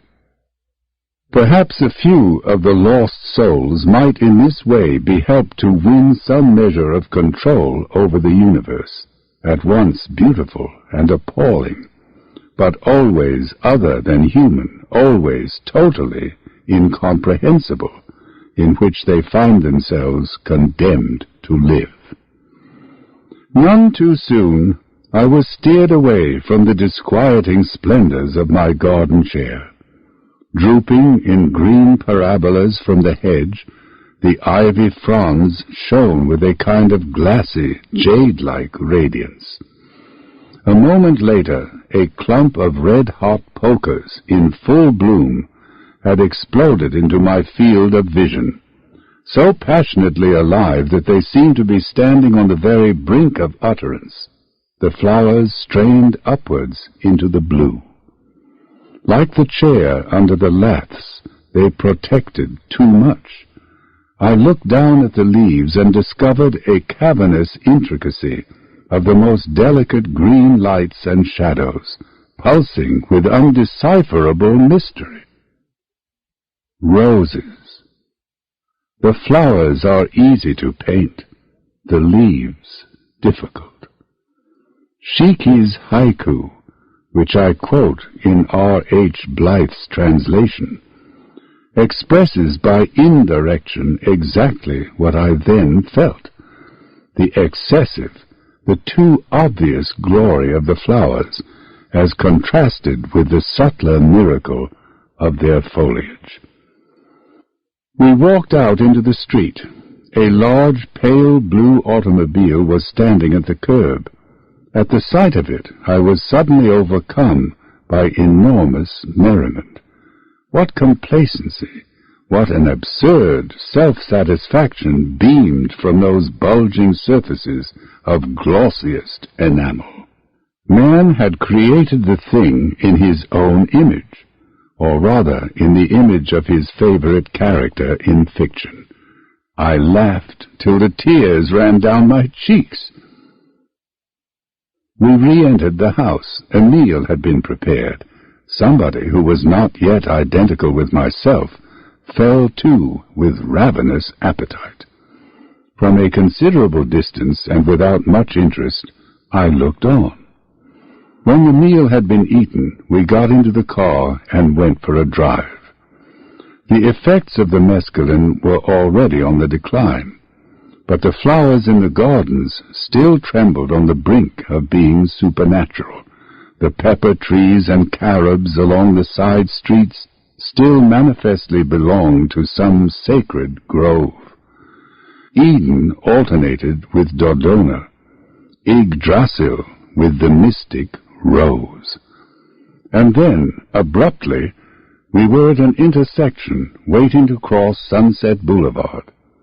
Before us the cars were rolling by in a steady stream, thousands of them, all bright and shiny like an advertiser's dream, and each more ludicrous than the last. Once again I was convulsed with laughter.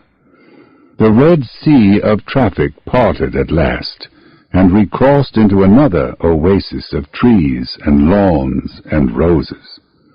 In a few minutes we had climbed to a vantage point in the hills, and there was the city spread out beneath us. Rather disappointingly, it looked very like the city I had seen on other occasions. So far as I was concerned, transfiguration was proportional to distance. The nearer, the more divinely other. This vast, dim panorama was hardly different from itself. We drove on, and so long as we remained in the hills, with view succeeding distant view, significance was at its everyday level, well below Transfiguration Point. The magic began to work again only when we turned down into a new suburb and were gliding between two rows of houses. Here, in spite of the peculiar hideousness of the architecture, there were renewals of transcendental otherness, hints of the morning's heaven. Brick chimneys and green composition roofs glowed in the sunshine like fragments of the New Jerusalem. And all at once I saw what Guardi had seen, and with what incomparable skill had so often rendered in his paintings. A stucco wall with a shadow slanting across it, blank but unforgettably beautiful, empty but charged with all the meaning and the mystery of existence. The revelation dawned and was gone again within a fraction of a second. The car had moved on. Time was uncovering another manifestation of the eternal suchness. Within sameness there is difference, but that difference should be different from sameness is in no wise the intention of all the Buddhas. Their intention is both totality and differentiation. This bank of red and white geraniums, for example, it was entirely different from that stucco wall 100 yards up the road. But the isness of both was the same. The eternal quality of their transience was the same. An hour later, with 10 more miles and a visit to the world's biggest drugstore safely behind us, we were back at home, and I had returned to that reassuring but profoundly unsatisfactory state known as being in one's right mind. That humanity at large will ever be able to dispense with artificial paradises seems very unlikely. Most men and women lead lives at the worst so painful, at the best so monotonous, poor, and limited, that the urge to escape, the longing to transcend themselves if only for a few moments, is and has always been one of the principal appetites of the soul. Art and religion, carnivals and saturnalia, dancing and listening to oratory, all these have served in H.G. Wells's phrase as doors in the wall. And for private, for everyday use, there have always been chemical intoxicants. All the vegetable sedatives and narcotics, all the euphorics that grow on trees, the hallucinogens that ripen in berries or can be squeezed from roots, all, without exception, have been known and systematically used by human beings from time immemorial. And to these natural modifiers of consciousness, modern science has added its quota of synthetics. Chloral, for example, and benzodrine, the bromides, and the barbiturates. Most of these modifiers of consciousness cannot now be taken except under doctors' orders, or else illegally and at considerable risk. For unrestricted use, the West has permitted only alcohol and tobacco. All the other chemical doors in the wall are labeled dope, and their unauthorized takers are fiends. We now spend a good deal more on drink and smoke than we spend on education.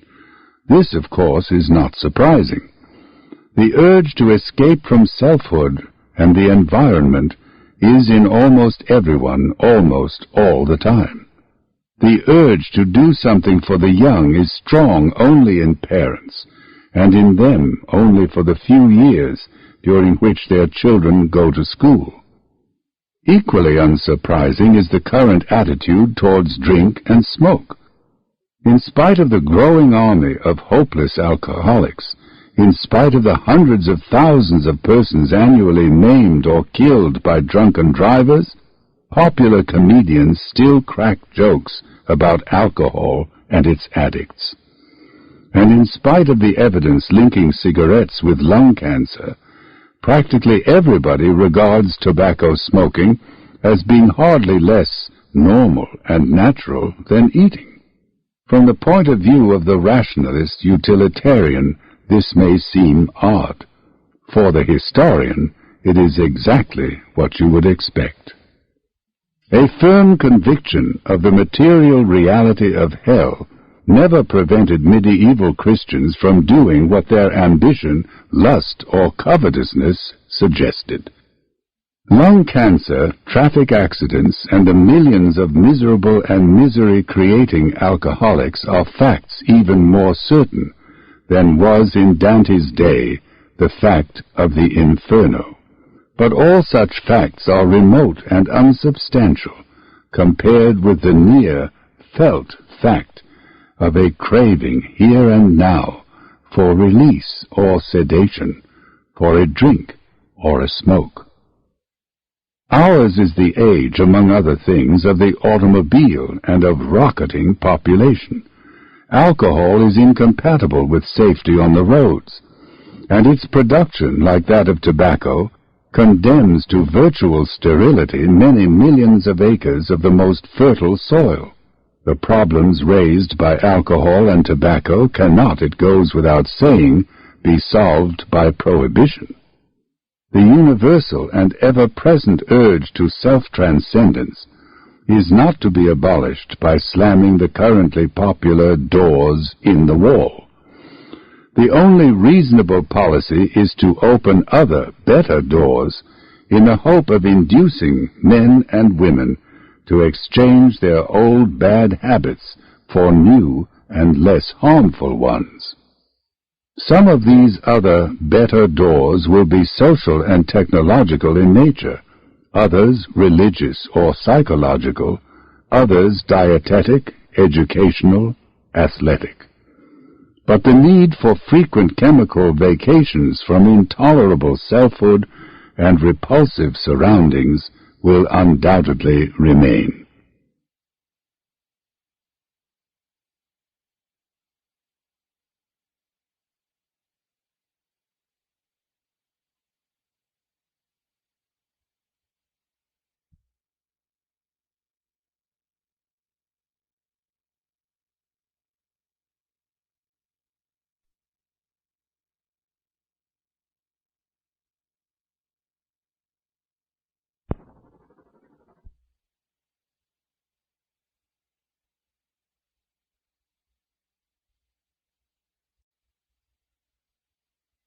Side 4.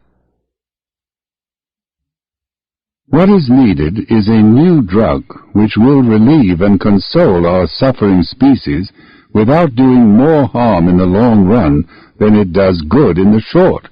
Such a drug must be potent in minute doses and synthesizable.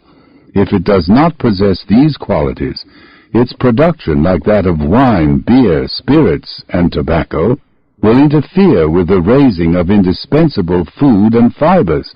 It must be less toxic than opium or cocaine, less likely to produce undesirable social consequences than alcohol or the barbiturates, less inimical to heart and lungs than the tars and nicotine of cigarettes, and on the positive side, it should produce changes in consciousness more interesting, more intrinsically valuable than mere sedation or dreaminess, delusions of omnipotence, or release from inhibition. To most people, mescaline is almost completely innocuous. Unlike alcohol, it does not drive the taker into the kind of uninhibited action which results in brawls, crimes of violence, and traffic accidents. A man under the influence of mescaline quietly minds his own business. Moreover, the business he minds is an experience of the most enlightening kind, which does not have to be paid for, and this is surely important, by a compensatory hangover. Of the long-range consequences of regular mescaline taking, we know very little. The Indians who consume peyote buttons do not seem to be physically or morally degraded by the habit. However, the available evidence is still scarce and sketchy. In his monograph, Menomini Peyotism, published December 1952 in the Transactions of the American Philosophical Society, Professor J.S. Slotkin has written that the habitual use of peyote does not seem to produce any increased tolerance or dependence. I know many people who have been peyotists for 40 to 50 years. The amount of peyote they use depends upon the solemnity of the occasion. In general, they do not take any more peyote now than they did years ago. Also, there is sometimes an interval of a month or more between rites, and they go without peyote during this period without feeling any craving for it. Personally, even after a series of rites occurring on 4 successive weekends, I neither increased the amount of peyote consumed nor felt any continued need for it. It is evident with good reason that peyote has never been legally declared a narcotic, or its use prohibited by the federal government. However, during the long history of Indian white contact, white officials have usually tried to suppress the use of peyote because it has been conceived to violate their own mores. But these attempts have always failed. In a footnote, Dr. Slotkin adds that it is amazing to hear the fantastic stories about the effects of peyote and the nature of the ritual, which are told by the white and Catholic Indian officials in the Menominee Reservation. None of them have had the slightest first-hand experience with the plant or with the religion, yet some fancy themselves to be authorities and write official reports on the subject. Although obviously superior to cocaine, opium, alcohol, and tobacco, mescaline is not yet the ideal drug. Along with the happily transfigured majority of mescaline takers, there is a minority that finds in the drug only hell or purgatory. Moreover, for a drug that is to be used like alcohol for general consumption, its effects last for an inconveniently long time. But chemistry and physiology are capable nowadays of practically anything. If the psychologists and sociologists will define the ideal, the neurologists and pharmacologists can be relied upon to discover the means whereby that ideal can be realized, or at least, for perhaps this kind of ideal can never in the very nature of things be fully realized, more nearly approached than in the wine-bibbing past, the whiskey-drinking, marijuana-smoking, and barbiturate-swallowing present. The urge to transcend self-conscious selfhood is, as I have said, a principal appetite of the soul. When, for whatever reason, men and women fail to transcend themselves by means of worship, good works, and spiritual exercises, they are apt to resort to religion's chemical surrogates, alcohol and goof pills in the modern West, alcohol and opium in the East, hashish in the Mohammedan world, alcohol and marijuana in Central America, alcohol and coca in the Andes, alcohol and the barbiturates in the more up-to-date regions of South America. In Poison Sacré, Ivresse Divine, Philippe de Felice has written at length and with a wealth of documentation on the immemorial connection between religion and the taking of drugs. Here, in summary, or in direct quotation, are his conclusions. The employment for religious purposes of toxic substances is, quote, extraordinarily widespread. The practices studied in this volume can be observed in every region of the earth, among primitives no less than among those who have reached a high pitch of civilization. We are therefore dealing not with exceptional facts which might justifiably be overlooked, but with a general and in the widest sense of the word, a human phenomenon. The kind of phenomenon which cannot be disregarded by anyone who is trying to discover what religion is and what are the deep needs which it must satisfy. End of quote. Ideally, everyone should be able to find self-transcendence in some form of pure or applied religion. In practice, it seems very unlikely that this hoped-for consummation will ever be realized. There are, and doubtless there always will be, good churchmen and good churchwomen, for whom, unfortunately, piety is not enough. The late G.K. Chesterton, who wrote at least as lyrically of drink as of devotion, may serve as their eloquent spokesman.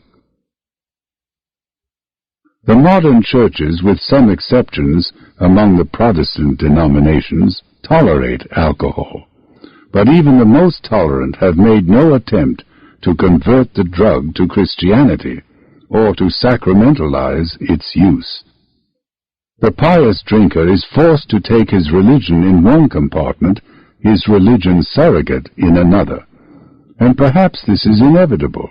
Drinking cannot be sacramentalized except in religions which set no store on decorum.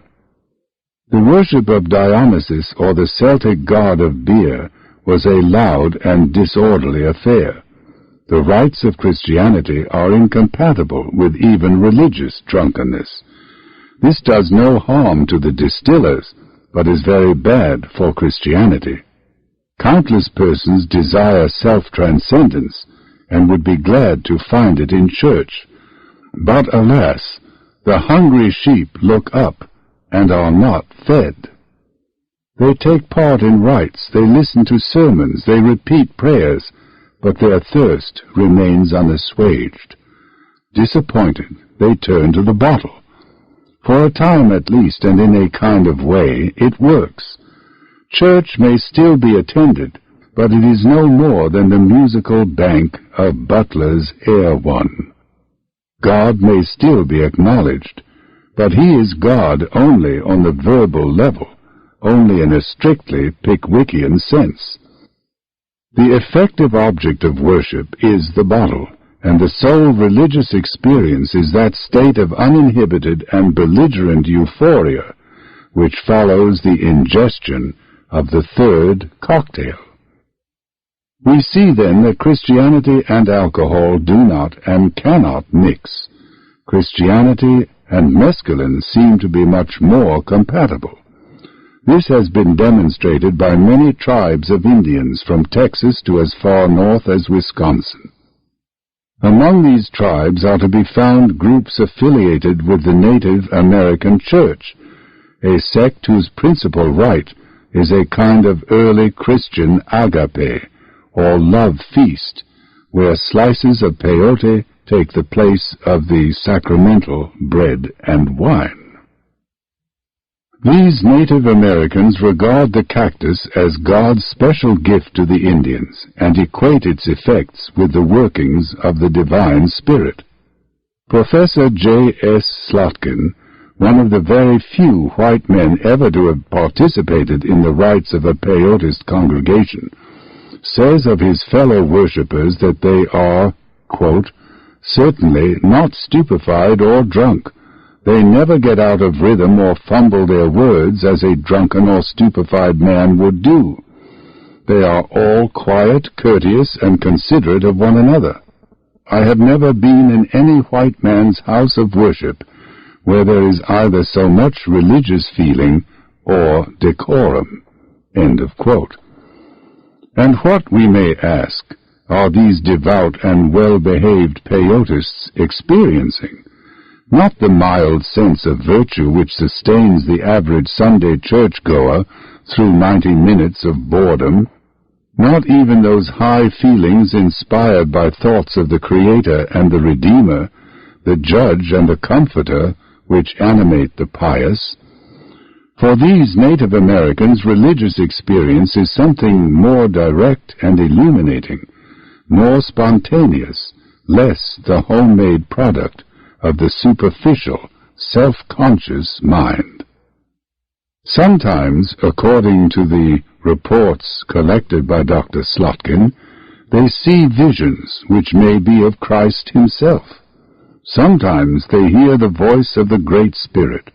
Sometimes they become aware of the presence of God and of those personal shortcomings which must be corrected if they are to do his will. The practical consequences of these chemical openings of doors into the other world seem to be wholly good. Dr. Slotkin reports that habitual peyotists are on the whole more industrious, more temperate, many of them abstain altogether from alcohol, more peaceable than non-peyotists. A tree with such satisfactory fruits cannot be condemned out of hand as evil.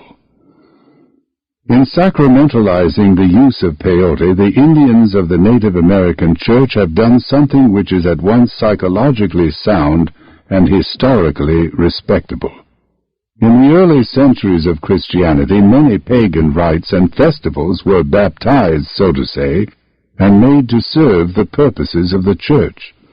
These jollifications were not particularly edifying, but they assuaged a certain psychological hunger, and instead of trying to suppress them, the earlier missionaries had the sense to accept them for what they were, soul-satisfying expressions of fundamental urges, and to incorporate them into the fabric of the new religion.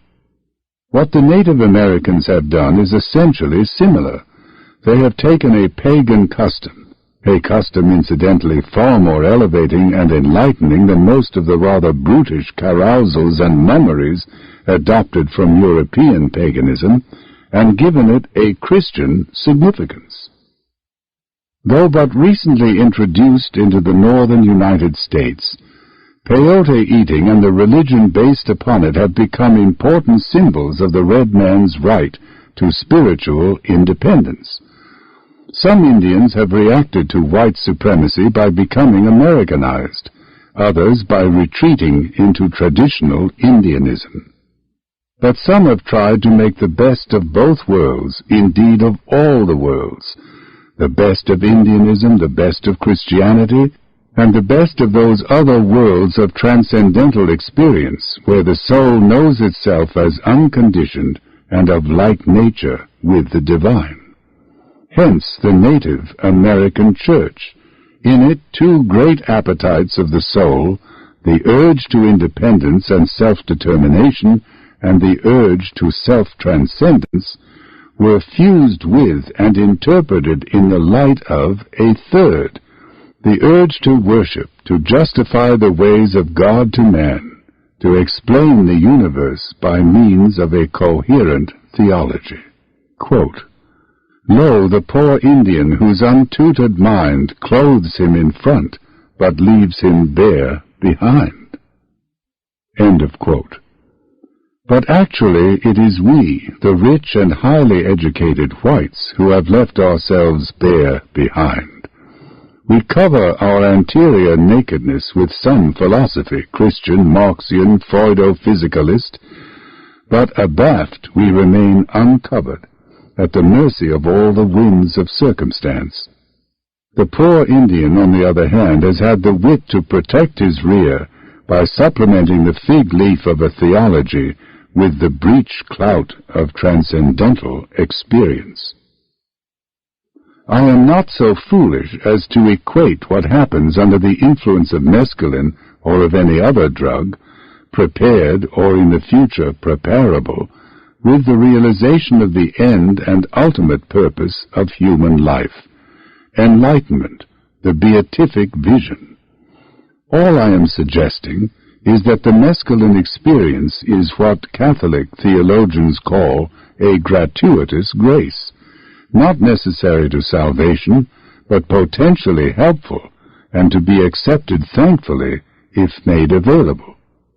To be shaken out of the ruts of ordinary perception, to be shown for a few timeless hours the outer and the inner world, not as they appear to an animal obsessed with survival, or to a human being obsessed with words and notions, but as they are apprehended directly and unconditionally by mind at large.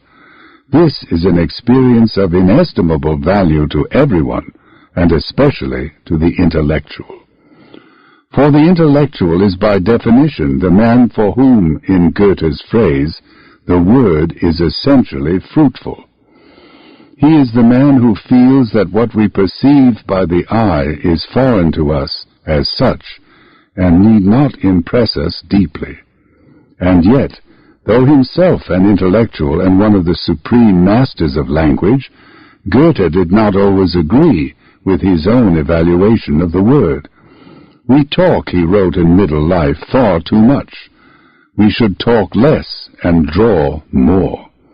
I personally should like to renounce speech altogether, and like organic nature, communicate everything I have to say in sketches. That fig tree, this little snake, the cocoon on my windowsill quietly awaiting its future, all these are momentous signatures." A person able to decipher their meaning properly would soon be able to dispense with the written or the spoken word altogether. The more I think of it, there is something futile, mediocre, even, I am tempted to say, foppish about speech.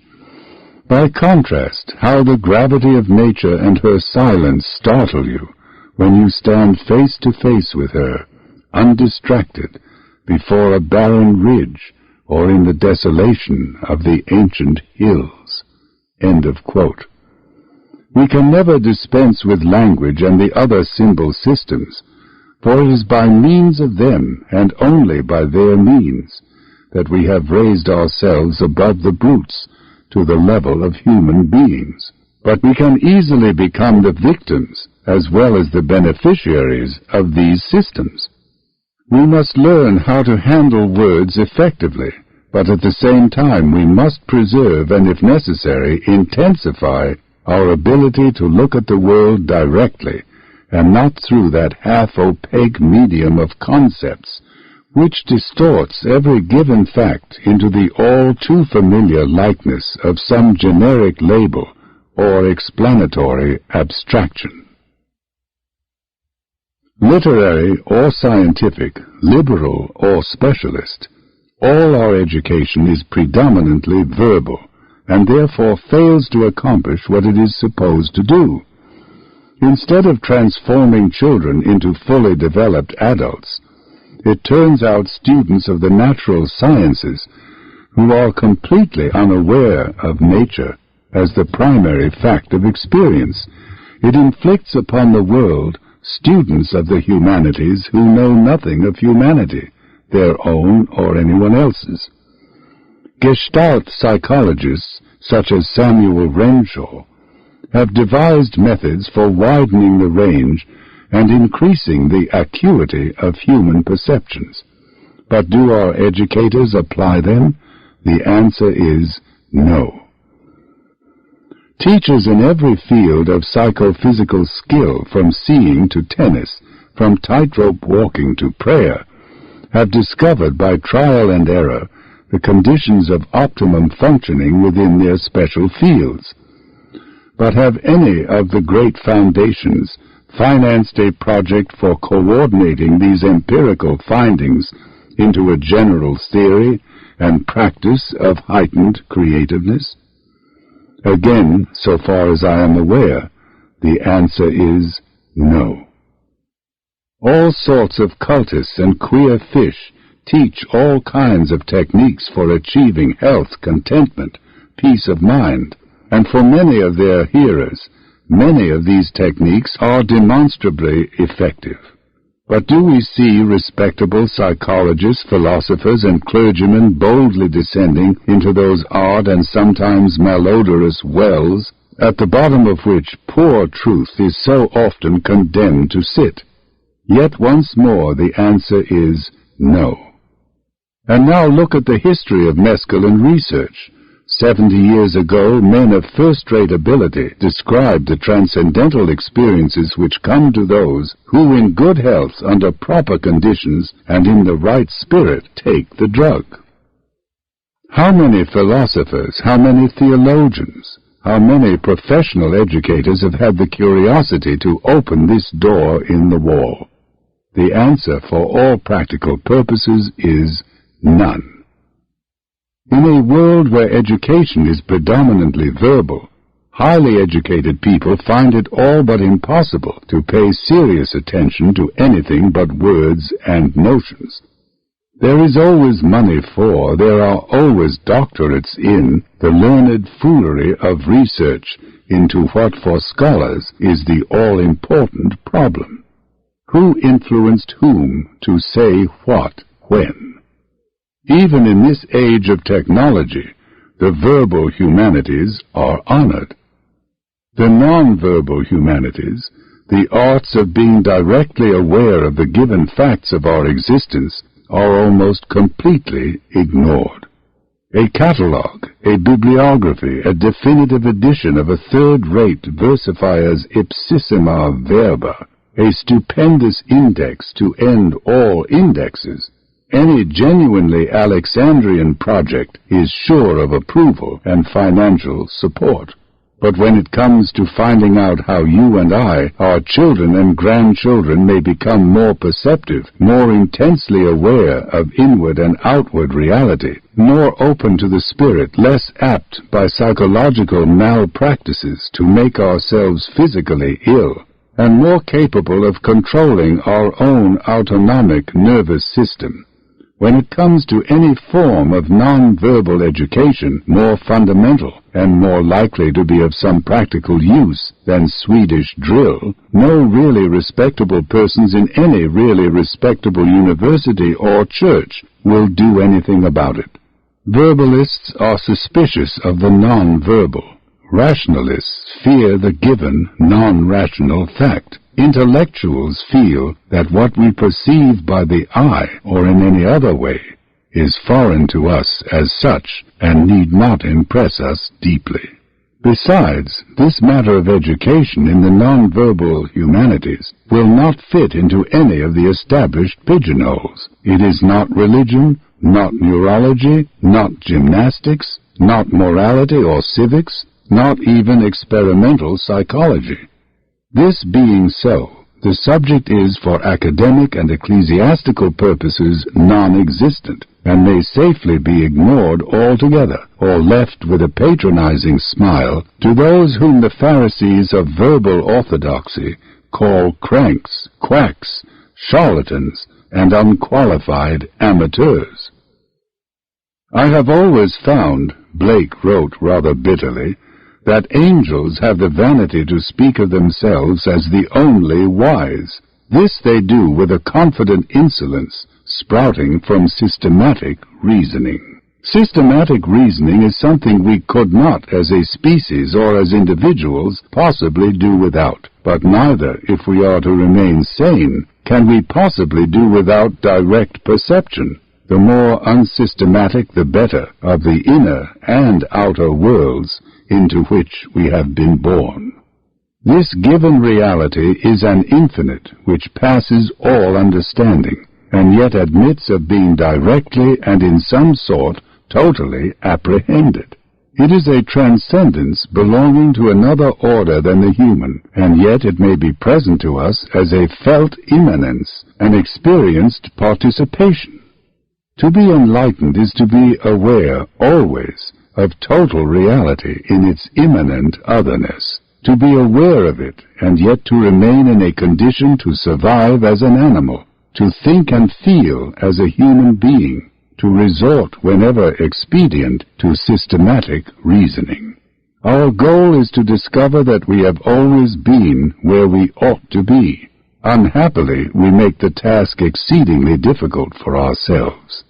Meanwhile, however, there are gratuitous graces in the form of partial and fleeting realizations. Under a more realistic, a less exclusively verbal system of education than ours, every angel, in Blake's sense of that word, would be permitted as a sabbatical treat, would be urged and even, if necessary, compelled to take an occasional trip through some chemical door in the wall into the world of transcendental experience. If it terrified him, it would be unfortunate, but probably salutary. If it brought him a brief but timeless illumination, so much the better. In either case, the angel might lose a little of the confident insolence sprouting from systematic reasoning and the consciousness of having read all the books. Near the end of his life, Aquinas experienced infused contemplation. Thereafter he refused to go back to work on his unfinished book. Compared with this, everything he had read and argued about and written Aristotle and the sentences, the questions, the propositions, the majestic summas, was no better than chaff or straw. For most intellectuals, such a sit-down strike would be inadvisable, even morally wrong. But the angelic doctor had done more systematic reasoning than any 12 ordinary angels, and was already ripe for death. He had earned the right, in those last months of his mortality, to turn away from merely symbolic straw and chaff to the bread of actual and substantial fact. For angels of a lower order and with better prospects of longevity, there must be a return to the straw. But the man who comes back through the door in the wall will never be quite the same as the man who went out. He will be wiser, but less cocksure, happier, but less self-satisfied, humbler in acknowledging his ignorance, yet better equipped to understand the relationship of words to things, of systematic reasoning to the unfathomable mystery which it tries forever vainly to comprehend. Production copyright 1998. All rights reserved. For a free audio editions catalog offering thousands of audiobooks from all major publishers, call toll-free 1-800-231-4261.